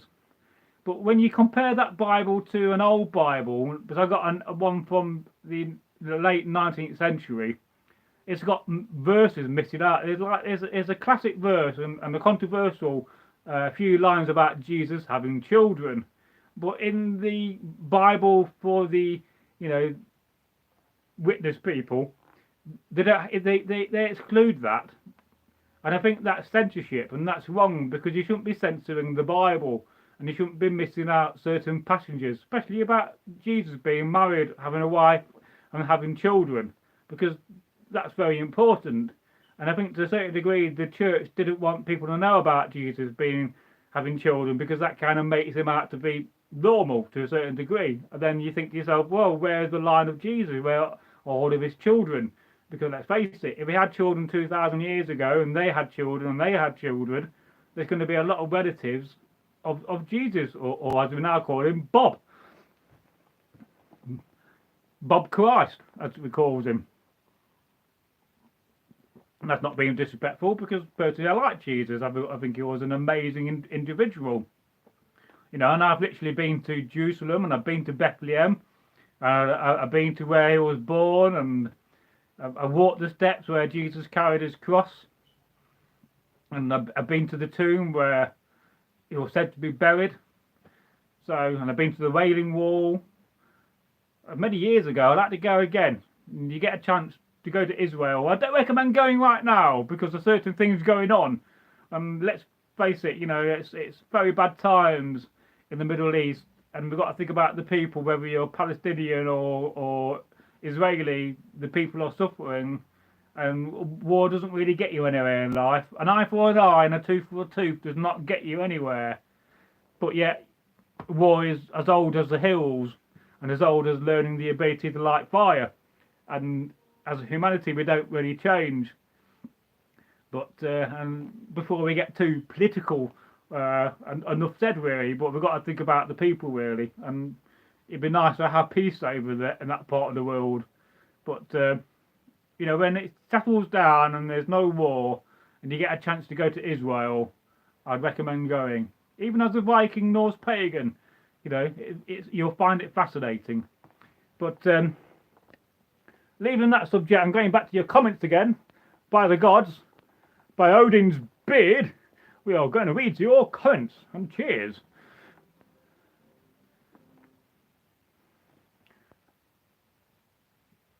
Yes, it does make you think whether Christianity is failing. I think it is to a certain degree. I mean, when I've been going through some bad times this year, I wrote to my local church, you know, to get a bit of hope and support, and I didn't really hear from them. And certainly, I think a couple of years ago, when me and Edgar wanted to go and film in the church, I sent an email to the church warden, and I said, you know, is it okay to come and film at the church? Never got back to me. And you wonder why they're failing when they don't get back to people. And you know, you go to a church, they've got all these wardens and all these people that support. And don't get me wrong, you know, nothing wrong with that. That's great. But a church should be there for everybody in the community. I mean, one of the places where I work at is a Christian place, but they say, oh, all religions are welcome here, and so they've got walls of all the gods across the world, but on none of the walls have they got Odin written down, and I found that a bit worrying, really, because they shouldn't be ignoring a massive part of our heritage. But that's another side issue. And Martin says it's an old Irish custom using turnips. Someone once made a bet with the devil. He won, so when he died, he refused to let him into heaven, and he wandered around with a turnip lamp to light his way lost. Well, I've not heard that story. I try to remember that and tell it as a folk tale. Some days it's easier to kneel and read comments than sit because I'm a little bit far away on my modern settee. And Sam says, yes, I feel like they have real stuff just like in the movies. 300 of them fighting in underwear. The Spartans were some of the best brass workers in the time, were known to be armoured. Well, yes, again, I mean, all cultures are brilliant at their crafts. I mean, it's fascinating to see that culture. Or you know, the Byzantium culture, another fascinating era. If you're looking at making crosses, look at Byzantium crosses, or Byzantine, as I think Americans call it. So I'm going back to a refill, going from the 19th century to the Viking times. Rum and Coke. I'm going to sleep well tonight. I'm going to sleep like a Viking tonight, but not in a straw bed. Can you imagine sleeping on a straw mattress? I've done that in reenactment terms, but can you imagine your bed mattress being made out of straw? But I say you should do that these days. You know. And I've got a very firm mattress.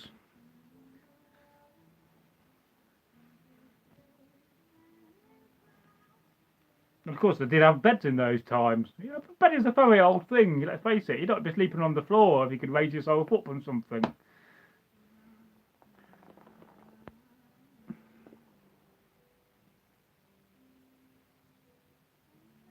I've got a sore eye at the moment because I had a spot on my eyelid. I decided to burst it the other day, last night, and squeeze the pus out, so it's a bit tender and swollen. As long as I don't get an infection and lose my eye, or I may end up looking like Odin. Be one-eyed Bragi. But it makes you think, how would you fight with one eye? I mean, it's bad enough driving with one eye. I don't think you can. Can you drive with one eye? I don't think you'll be able to. But, you know, we don't all take eyes for granted. Alright. Computer, stop music. You don't want to be listening to Lana Del Rey. You'll get depressed. But it's a good movie, the 300, I must say. I mean, the second movie after that wasn't as good as the first movie. And I've been to Greece and quite a few of the Greek islands. And again, it's another wonderful part of the world to visit. And certainly in the future, I do intend to travel and film at places, so I'll be adding that content to the channel as well, going to places of historical interest and filming short videos and long format videos. It's something me and my girlfriend have talked about doing, although I'm just not sure at the moment whether she wants to appear on camera or not. We'll see. I think she does in the long run, but she's always been quite a private person, and so the videos that I have put on the channel of her, she kind of asked for me to take down, which is why you don't always see those videos. She made quite a few for the channel a few months, about 6 weeks back. But then I think she got a bit nervous about it and said, well, can you unlist those videos? So I did. But I was annoyed with her the other day and I published 2 more. I'm probably in the bad books, but I've unlisted them again. Although one of them was taken off, had 2,000 views. But The other way around it is that, you know, you could just be a voice behind the camera. I could teach you how to film, and then maybe you could see a hand. There's a guy from Nottingham way. He does comical videos. I can't remember his name, but his girlfriend or wife won't appear on camera, but yet you hear her voice all the time, and that seems to work as well. But I'm just waiting for time to pass. That's all I'm doing at the moment. I'm just dwelling on time to pass to get to that good period in my life. It's going to be even better. But oh, I can hear fireworks. Oh, there we go. I can put my vessel on my Alexa thing as it holds the beer quite well. I'm going to make sure we're not missing any comments. There's one here from Martin. Named after Hector MacDonald, an army officer in India. I can't remember his rank. Whiskey Mac. Ah, so there you go. I never knew that. So he must have liked his whiskey and ginger ale, or ginger wine. But I don't think it'll work with ginger ale. But they do have some ginger hobnobs downstairs. That's biscuits, for anybody who doesn't know what a hobnob is. I do like a ginger biscuit. And then I also bought some fig rolls the other day, because I do love a good fig roll. And that's another, it's like a biscuit with with figs inside. Oh, I love them. I could literally eat a whole packet in a few hours if I'm not careful. And Garibaldi's, I love them as well. They're nice biscuits. And custard creams. Oh, I like them as well. But I don't like the cheap custard creams or the fake custard creams. Yes. But and biscuits, you know, I think they're an old thing, or biscuits. We take them as granted these days of being something more modern. But I think people have been making biscuits. As long as you've had an oven and you had the ingredients of egg and flour and a bit of honey, then you can fundamentally make a biscuit, can't you? Maybe throw in a few hazelnuts or some other herbs to flavour your biscuits. If you're lucky and you've been trading and you've gone to the Middle East as a Viking, you may have ginger and spices to put in your biscuits. But I can remember our old group leader, Lynn, used to make a kind of a ginger cake biscuit. It's a Viking recipe or a medieval recipe, and that was lovely. And I missed them. Yes, so any questions you got while I'm here on camera, we'll be more than happy to answer any questions you got. And we can pretty much answer most questions, like I say. Maybe not about complicated physics or other subjects I don't know much about, but I'm willing to have a go. I mean, I do read a lot, so I am quite well read. So I do know a lot of things. And of course, at some point in this live stream, we'll have a look through his box, maybe around about the 2-hour mark, and we'll do about 2.5 hours in this live stream. But who knows? I could carry on and do a 5-hour live stream, as long as I got battery power. And if I suddenly disappear, it's because my battery's decided to die on me. But I do have a battery pack, and it's still charging my phone. So I think, in theory, I'll be able to live stream all night. And tomorrow, or this week, not tomorrow, this week I got my car MOT. And I don't even know what MOT stands for, to be fair. I forgot now. But wish me luck with that. Because it's that time of year you dread when you got to get your car through its MOT check. I don't know what the equivalent is in America. Or anywhere else in the world, like Australia. But I got to get that done. And luckily I got paid quite well last week. So I'm trying not to think about buying more Viking things, which I do want. And I'm still waiting at the moment for my Anglo-Saxon Sutton Hoo Lyre to come in the post. It's meant to be here the last few days, but I bet it's got stuck in customs. I'm just worried that it's going to get sent back to Poland because they failed to deliver it. But I imagine because it's come from Europe, I'm going to get a customs note through first saying, you owe us £200, or it'll probably be like £80 or something. Because I paid well, it was around about £450 for it, which is about $500–600, but it is a proper museum quality piece, and I hope it's going to work out well. This I got from eBay. I bought this little brass penannular brooch with 3 of them all together for about £10. So you can get some right bargains on eBay if you're willing to look and do a search every week. But some things don't hang about too long. And today I'm wearing a gambeson as well for extra protection. So I do have 5 layers on: under tunic, a tunic, a gambeson, my overcoat, and a cloak. And I'm toasty and warm in this. In fact, I'll be too warm and I'm sweating quite a bit because it's very warm material, and I don't have the heating on. So in my house at the moment it's 15.3 degrees. Whether that's Fahrenheit or the other one, I forget. I can't always remember them. I just know it's not so warm in the house. But oh yes. And don't forget to like the old live stream and share it about, which I know you've done already. We've got 4 likes and 3 people watching. You know, one day we'll get to the stage when we're going to have hundreds of people watching. Imagine that. You know, comments rolling through that fast I can't read them. No, that's going to be a challenge, isn't it? Oh, I'll have to keep going back and scrolling through them if I'm doing one of these videos. I mean, probably by that stage, if we get to that stage, I think we will do, I might not be able to do those videos so much. Oh yeah. And oh, down here I got some. Oh, I got an armoured glove, quite essential. This is for the left hand. But this was made in Ireland by Cormac O'Neill, and quite essential for Viking combat. Some people like them with chainmail on the back, but I don't really. And the thing is about these, you've got to get the pattern right so it's not too tight, so you can grip things with it. If you can't grip your sword or your spear or your shield, then it's too tight on the sewing. So take it back a little bit. And then that's just basically a suede gardening glove. But it does the job. But it's got a modern label, look, with CE, so it's been regulated by the European Union. Not that we're in that anymore. But essential to have one of these, I think. Especially for this hand. You can get away with your left hand if you use a shield.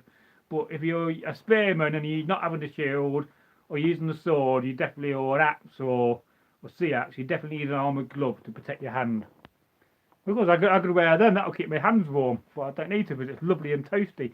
And then Martin says, I brought some blood mead from Ravenford for the next week. Oh right, we'll have to let us know how that is. Do a little shorts video review. Definitely. Yes. We'll have to give you a shout out, Martin, and feature on the channel's feature board to get you some more subscribers. I'm more than happy to do that. And we could always do a collab. Now, somehow, I do know that you can invite people to your live stream somehow. But I'm not sure how you do it. I think you've got to do it at the beginning process when you start your live stream.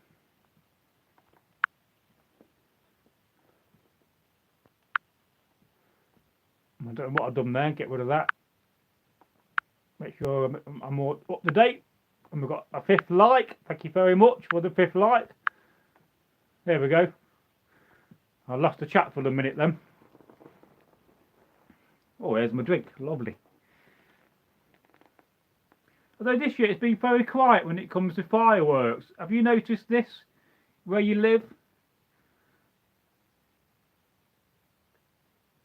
Perhaps it's the cost of living and people can't afford fireworks. So Martin says, I like your beer videos, laugh out loud. Well, thank you very much. I've got a few of them to do. I've got at least 3 from Sunday. And I can't say too much why I'm filming them. But I'm kind of lying about the price I'm paying. Because I don't want to advertise that I get a discount. But I had a beer the other day, it cost me £1.14. Bargain. Where can you get a pint of beer in a pub for £1.14 from? Well, it's something I thought about for a while. Because I do often nip into Wetherspoons from work and have a pint and some days of breakfast. And I filmed quite a few of the meals I've had in there as well to review. But yeah. And I think, you know, beer is very popular in ale. And that last beer I had, the Bohemian Pale Ale, that was very nice, that was. It had a very nice amber colour to it. It was nice and fruity, a little bit tangy, which I do like as well. And it had a nice body to it, and you know, it was made from top quality Czech hops at one of my favourite breweries, Shepherd Neame in Kent. And I do love a Kentish ale. I mean, I don't know why, but I mean, Kent is probably one of those counties well known for hops, to be fair. It kind of reminds me of the Darling Buds of May. Great TV series. You should enjoy that with David Jason and Catherine Zeta-Jones, which was damn hot in those days, and probably is now. But and then Chunky Monkey says, did the pale ale have a hoppy aftertaste? Well, yes, it did. You could certainly taste the hops in it, and it didn't last very long. Then I was sitting in the corner where I sit, and then my friend's wife came in with the son, and he was only like 5 years old, and he kept on trying to grab my beer. I said, no, you can't have my beer. So you must be popular if a 5-year-old's trying to get your beer. So that's lovely. And I went out on Sunday and I filmed 3 more different beers. So I would have edited one today, but I'll probably do that tomorrow. So you'll have at least 3 more beer reviews in the next week or this week. And then I shall get another 2 or 3 more in the next few days. I've got to go into work. So when I come back, I'll walk back, I'll go into Wetherspoons and do another one. Because it's quite cheap there. And I think to yourself, after you've done a hard day's work and you grafted that, you know, you deserve a beer. And I sit down in a pub for a little bit. So I'm planning to do more of them. And then I started doing, instead of just doing some of these daft fail videos, I started doing a bit of commentary to these daft commentary videos instead. So at least you're getting my voice, and perhaps I could probably script them a bit better. I don't know, would you prefer them to be scripted and the comedy to be more scripted, or do you just want me to do them randomly like I've been doing and just doing some commentary to these funny fail videos? Because I'm only really doing those videos just to try to go viral, so I can increase the subs and increase the views.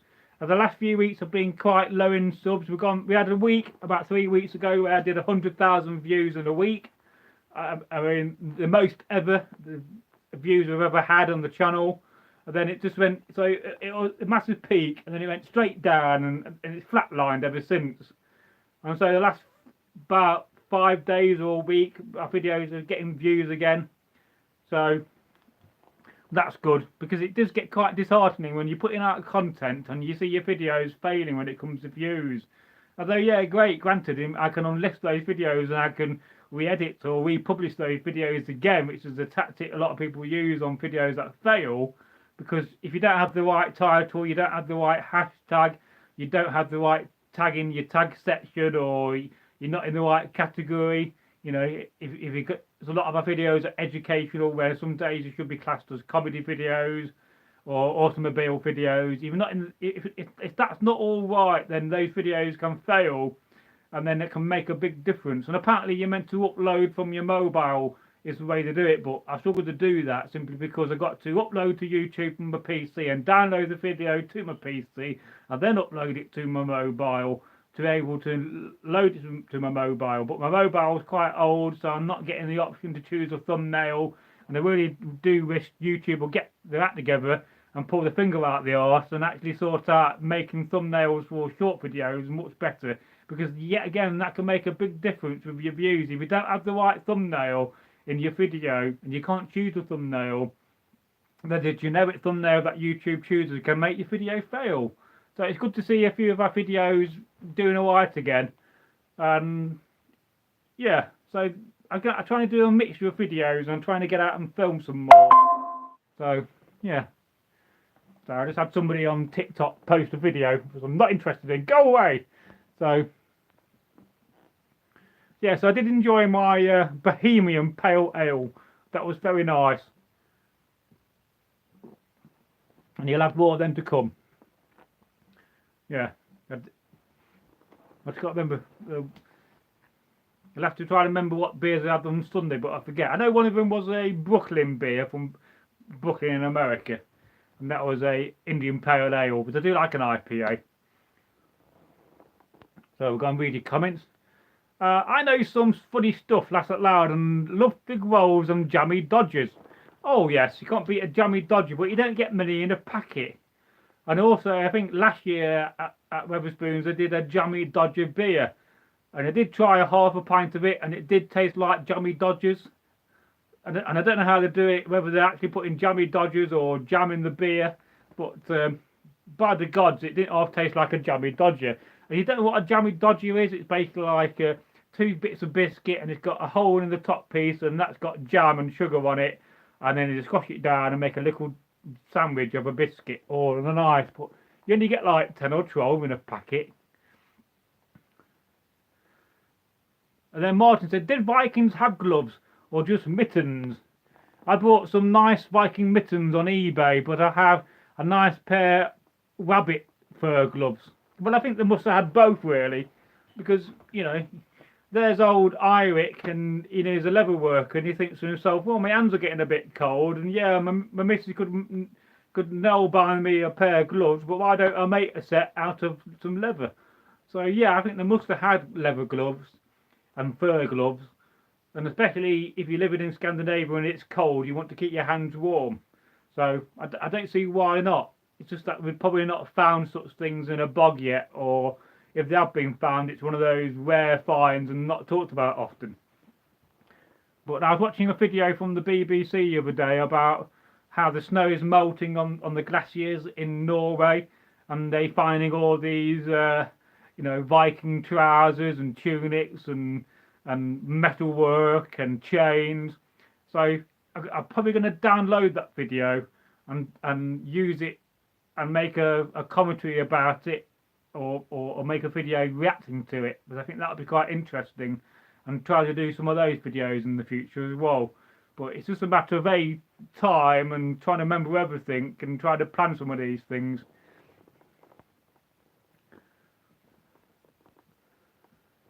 But and rabbit fur is very, very fine and very nice to wear as well. So having rabbit fur mittens, especially from the belly, you need quite a few rabbit for that purpose. Even better, squirrel from the belly fur would also make a nice pair of fine gloves. And Offer 10 says, Martin Brown, I have never thought of that. Never seen a Viking with gloves. And Sam Stapleton says, I would love to see your miniature.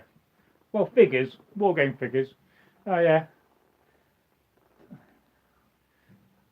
Oh, I don't know where to start really. I mean, I was going to do something with Ego about that and try to cover some of the battles, but that's not going to happen really.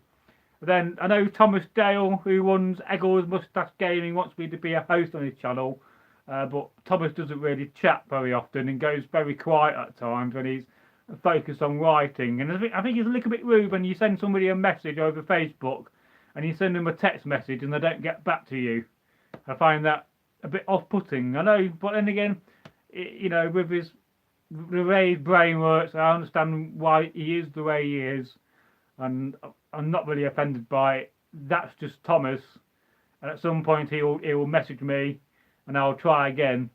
But you do get to a point when you keep messaging somebody and you think to yourself, well, I'm just going to give up because they're not replying to me, you know. And I said, you know, let's meet up for a beer one afternoon, you know, and even buy him a beer, get him to come out. But he just gets very, very focused on things. But you know, and I thought about doing a war game channel, but at the moment I just don't have the time or the energy to do more than one channel really.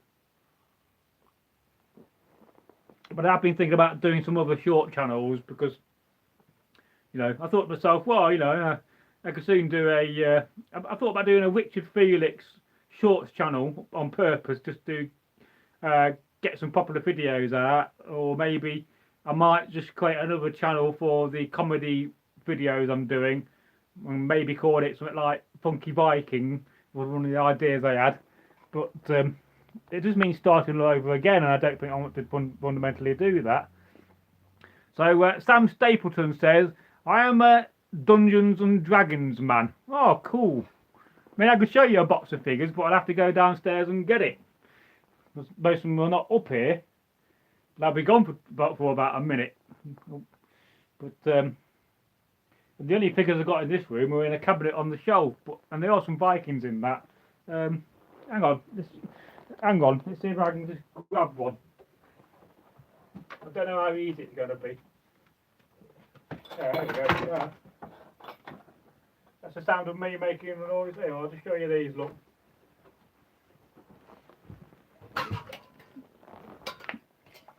There you are. Some Vikings.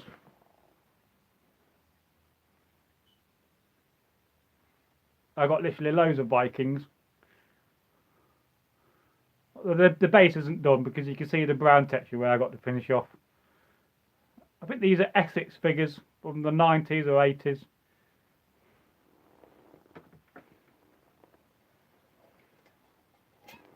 Oh yes.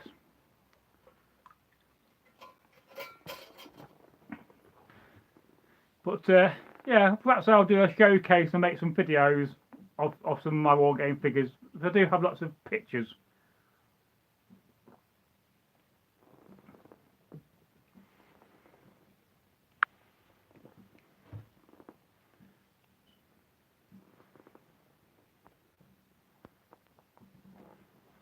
But I've not played Dungeons and Dragons for a long time. I think Tom was on about trying to organise a Dungeons and Dragons clan in Derby and get me involved, but again, he talked about it and nothing really happened. And then Chunky Monkey says, I played Dungeons and Dragons once and enjoyed it, but the guy never hosted again, which is one of the problems. It's consistency with playing something like that. And your best bet is to join a wargame club, so you get to meet people and get to know the regulars, and then you can join in games. And he says, my character was grey-haired with a limp and a messed up left arm. And Sam Stapleton says, yes, that's the biggest problem I have, is getting everybody together for the game night. Again, going to a wargame club is probably better because there's always going to be the same consistent people there, to be fair. But people, well, I went off and came back again. Oh, hang on. And Offerton says, in the 90s I played a lot of World War II miniature games, Command and Decision in scale 1/72. Yeah, I got quite a few 1/72 World War II armies, and I also got a lot of 6mm World War II armies as well. I mean, I got a lot more wargame figures than most people because I was a wargame dealer. So I'll literally go and get my car filled up with wargame stuff and sell that on and get another load. So, you know, I literally probably got, you know, I must have over 100,000 figures, at least. And that's not counting the ones I've got unpainted. So, I mean, I can literally show you boxes and there'll be £3,000 or £4,000 worth of figures in a box because, you know, they're worth £5 to £10 each and they're not cheap to buy. And of course, these days we've gone down the route of plastic figures rather than metal, which I'm not sure about really, because I'm not sure about the longevity of plastic figures because plastic deteriorates. And yeah, I suppose if you get some good plastic that won't deteriorate, you're laughing. But sooner or later, 30, 40 years down the line, because let's face it, you know, people buy collections from the 70s and the 60s that are still around and people haven't inherited or they're getting to the stage when they're getting old.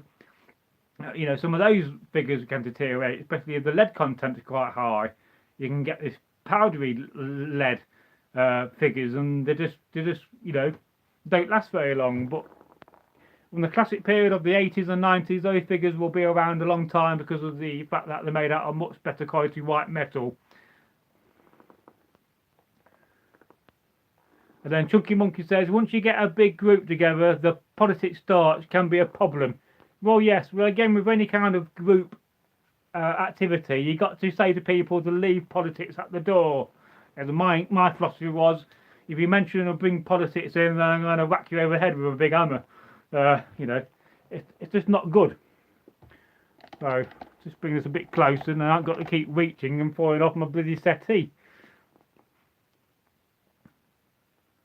And then Martin says, I know that during the Middle Ages, the rich started to have leather gloves for hawk hunting, etc. Well, yes, no doubt about it. But people were using hawks during the early and middle medieval times, and you certainly want something like a leather glove to handle your hawk or your bird of prey. So, it does make you think, what is the oldest glove found in history? Yeah, I'm not sure about that, but it does make you think. I mean, gloves are an old thing. You know, if people wanted socks and trousers, why not gloves? You know, people wanted a hat for your head to keep your head warm. Then why not? Why aren't people saying, well, I want it for my hands?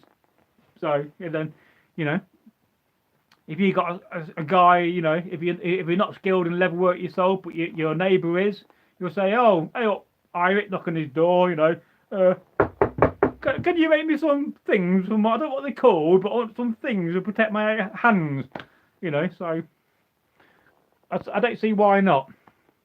Let's face it, in modern reenactment, you definitely need a good pair of armour gloves. And certainly, mittens are quite nice, and we know that we found them, so why not transcend mittens to leather?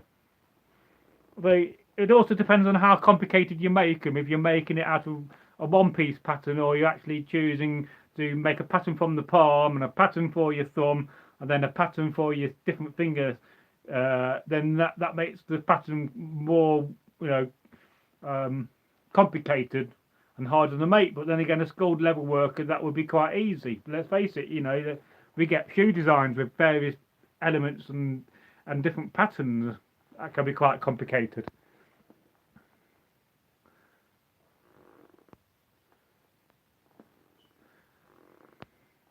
And then Sam says, if you're getting bargains like that, we need to go shopping for green together. Oh, you can't beat a good bargain.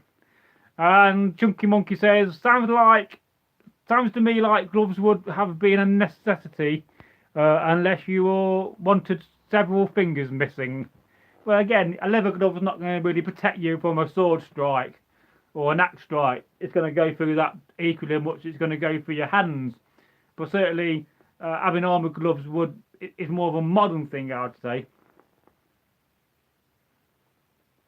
And then Martin says, I've seen the BBC video, Joys of Living in the UK. Oh, yes. Although I don't watch the BBC very often these days. Well, I don't really watch BBC at all on main channel, because I don't have a TV licence. I tend to watch stuff like that on YouTube. But then I tend to watch a little bit of the free Amazon Prime videos you get. But I get bored of TV very, very quickly. And I'm not really watched anything for a good few months since I stopped having a TV licence, because A, I can't really afford one, B, I think it's a waste of money. And I got enough things to do. Despite, you know, I can't sit. If you're sitting down watching TV all day, you're not getting nothing done in your life, are you? So, you know, I thought, yeah, you can watch TV and sew things up and do stuff. But and then Chunky Monkey says, in my opinion, the BBC is terrible.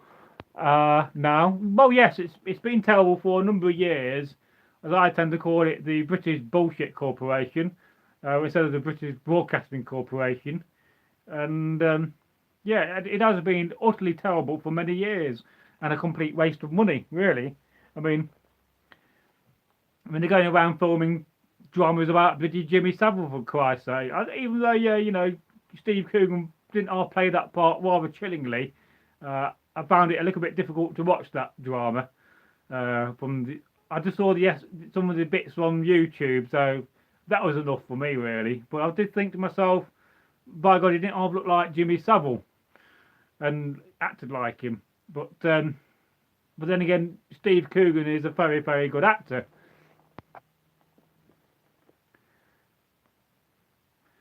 Well, I was watching the other day, it was the new programme by John Cleese. I watched a little bit of it from GB News. It's a little bit right-wing for my liking. Although I was talking to Mick and Maureen about this today, and right-wing people seem to be more entertaining than left-wing people. But let's face it, if you stood in a room with Boris Johnson, you probably guaranteed to have a bit of a laugh, although you may get annoyed with him. But if you sat in a room with Keir Starmer, the Labour leader, you're going to be bored to death in minutes and wanting to go and jump up a bridge. So I'm watching the new John Cleese programme. It's called The Dinosaur Hour.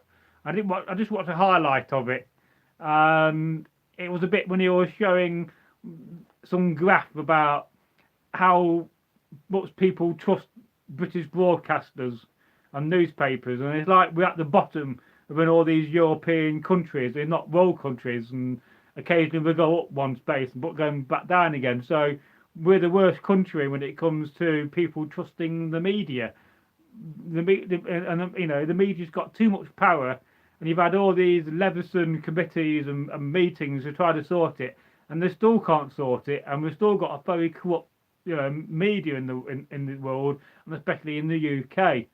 And I think that's why people like GB News and Talk TV and those alternative channels are getting more popular, because there's less bullshit on them than there is on the mainstream news. And let's face it, ITV and Sky News, very, very bad services, and the BBC is the worst of the lot.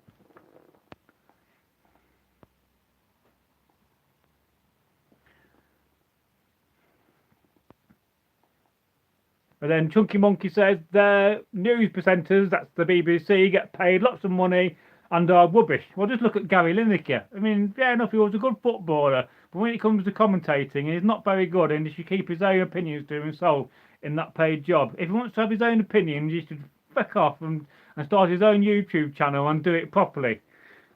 Pardon my French. It annoys me. And the thing is, we put up with a lot of this BS in the world. But I think people are turning off from it, and they're getting fed up, and they want the alternative message. And then Martin says the BBC is whitewashing history and making men feel bad. Well, yes, I mean, you got all this PC stuff going in the world and wokeism, where a woman can't describe breastfeeding as breastfeeding anymore. I mean, what's wrong with the world? I mean, Jesus, if a woman's breastfeeding, she's bloody breastfeeding and not doing something bloody else. And a man is a man and a woman is a woman. And enough said, but yeah, and there's always going to be a percentage of people that see themselves not as a man and not as a woman, and that's fair enough, but we don't need to sell it to us down the line. And Alpha 10 says, I agree too. And then Martin says, the female Doctor Who, rubbish, laughs out loud. Yeah, well, I didn't really watch any of the female Doctor Who, because I just couldn't quite get on with Jodie Whittaker, I think her name is. It didn't feel right to me. And I watched a couple of the first episodes, I just couldn't get on with it. It didn't feel right at all. It'd be like having James Bond as a transgender woman, or a woman indeed, which, wouldn't work, because James Bond is a man. And, a typical man of the 1960s. And if you ever get the chance to read any of Ian Fleming's books, I do recommend reading them, because they're very, very good books and well written.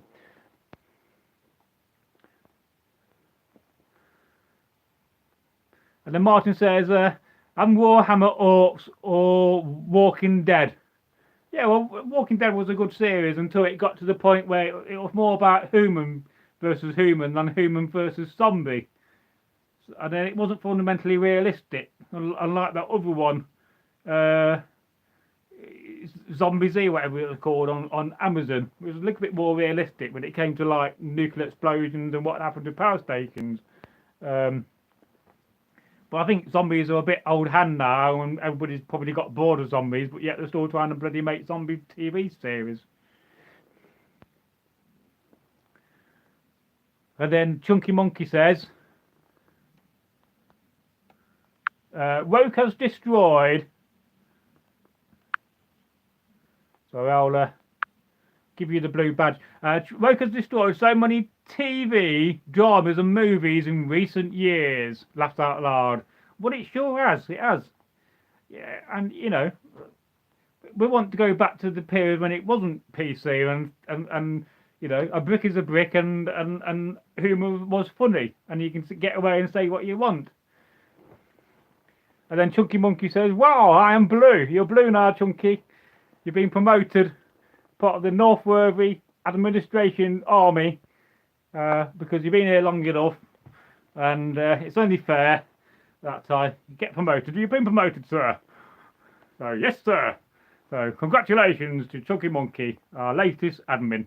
And we do need him for the future, And you guys are this there, you know, if we ever get any trolls come in the channel, not what we do. I think most trolls will see us and run away. But let's face it, we're armed with bloody big knives. Not that we intend to do anything. But, you know, got to be careful, put that away. It's bloody sharp. Then you put it away wrong way then. Of course, this is not a Viking one, this is Germanic. So, pre-Saxon. Of course, this is a one from Celtic Red Merchant. And Chunky says, made my day. Well, congratulations, mate. It's well deserved. And then Martin, the Belfast Viking, Martin Brown, says, question, is your hammer bigger than my hammer? Just checking before we fall out. Are you talking about my Thor's hammer? Or are you talking about a war hammer? Or a sledgehammer? I think I probably do own the biggest Thor's hammer. Hang on. I am coming back. I'm not evading the live stream. But I do think I own possibly one of the biggest Thor's hammers. It's in here because this is my it's my beaded multi-beaded necklace, but recently the leather cord snapped.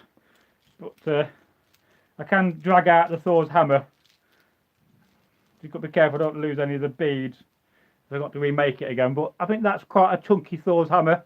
And let's just compare it to my other one. Hang on a minute, I've got to find it. So there's one I normally wear in life. It's a bit twisted, here we go. Yeah. So you can probably see the comparison. That's quite a chunky Thor's hammer, I must say, quite nice. But I'll keep thinking of casting that in some casting sand and make a copy. I'm going to cast a few things. If you want a few of these things Martin sent to you, let me know. They'll be in pewter, but I'm experimenting and I certainly have a few spare copies. So let me know, Martin. And then I'm going to I'm doing Eggles. I'm wearing Eggles bolt, and you might just see the strap end. If you'll just undo it, you'll see it. I cast a few of them recently as well. So if you want one of them, Martin, let me know and I'll send you that. And you know, yeah, I'll send a few things out to a few people in time. Bear with me, but it just takes time and me having an organised brain to do it. I mean, I got a parcel for Iric, and I've been getting it together for the last year. So at some point I've got to send it to Iric. Rickardson, he's probably in bed right now because he's had a very busy day yesterday and today at work. He works very hard in London, so not saying what he does, that's his secret, but so I'm not that organised when it comes to sending stuff to people, but it's mostly wargaming stuff I'm sending him. Yeah, so yeah.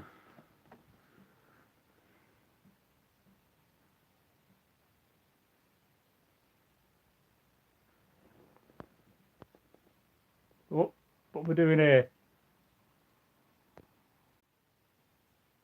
My battery's about to die. I'm on 1%. I was hoping my battery pack would continue, but it's been very naughty. And I don't know whether I'm going to last very long. It's very annoying. It's the cost of electricity when it comes to running your live stream compared to what you're charging for a battery pack is less. So there we go, died again.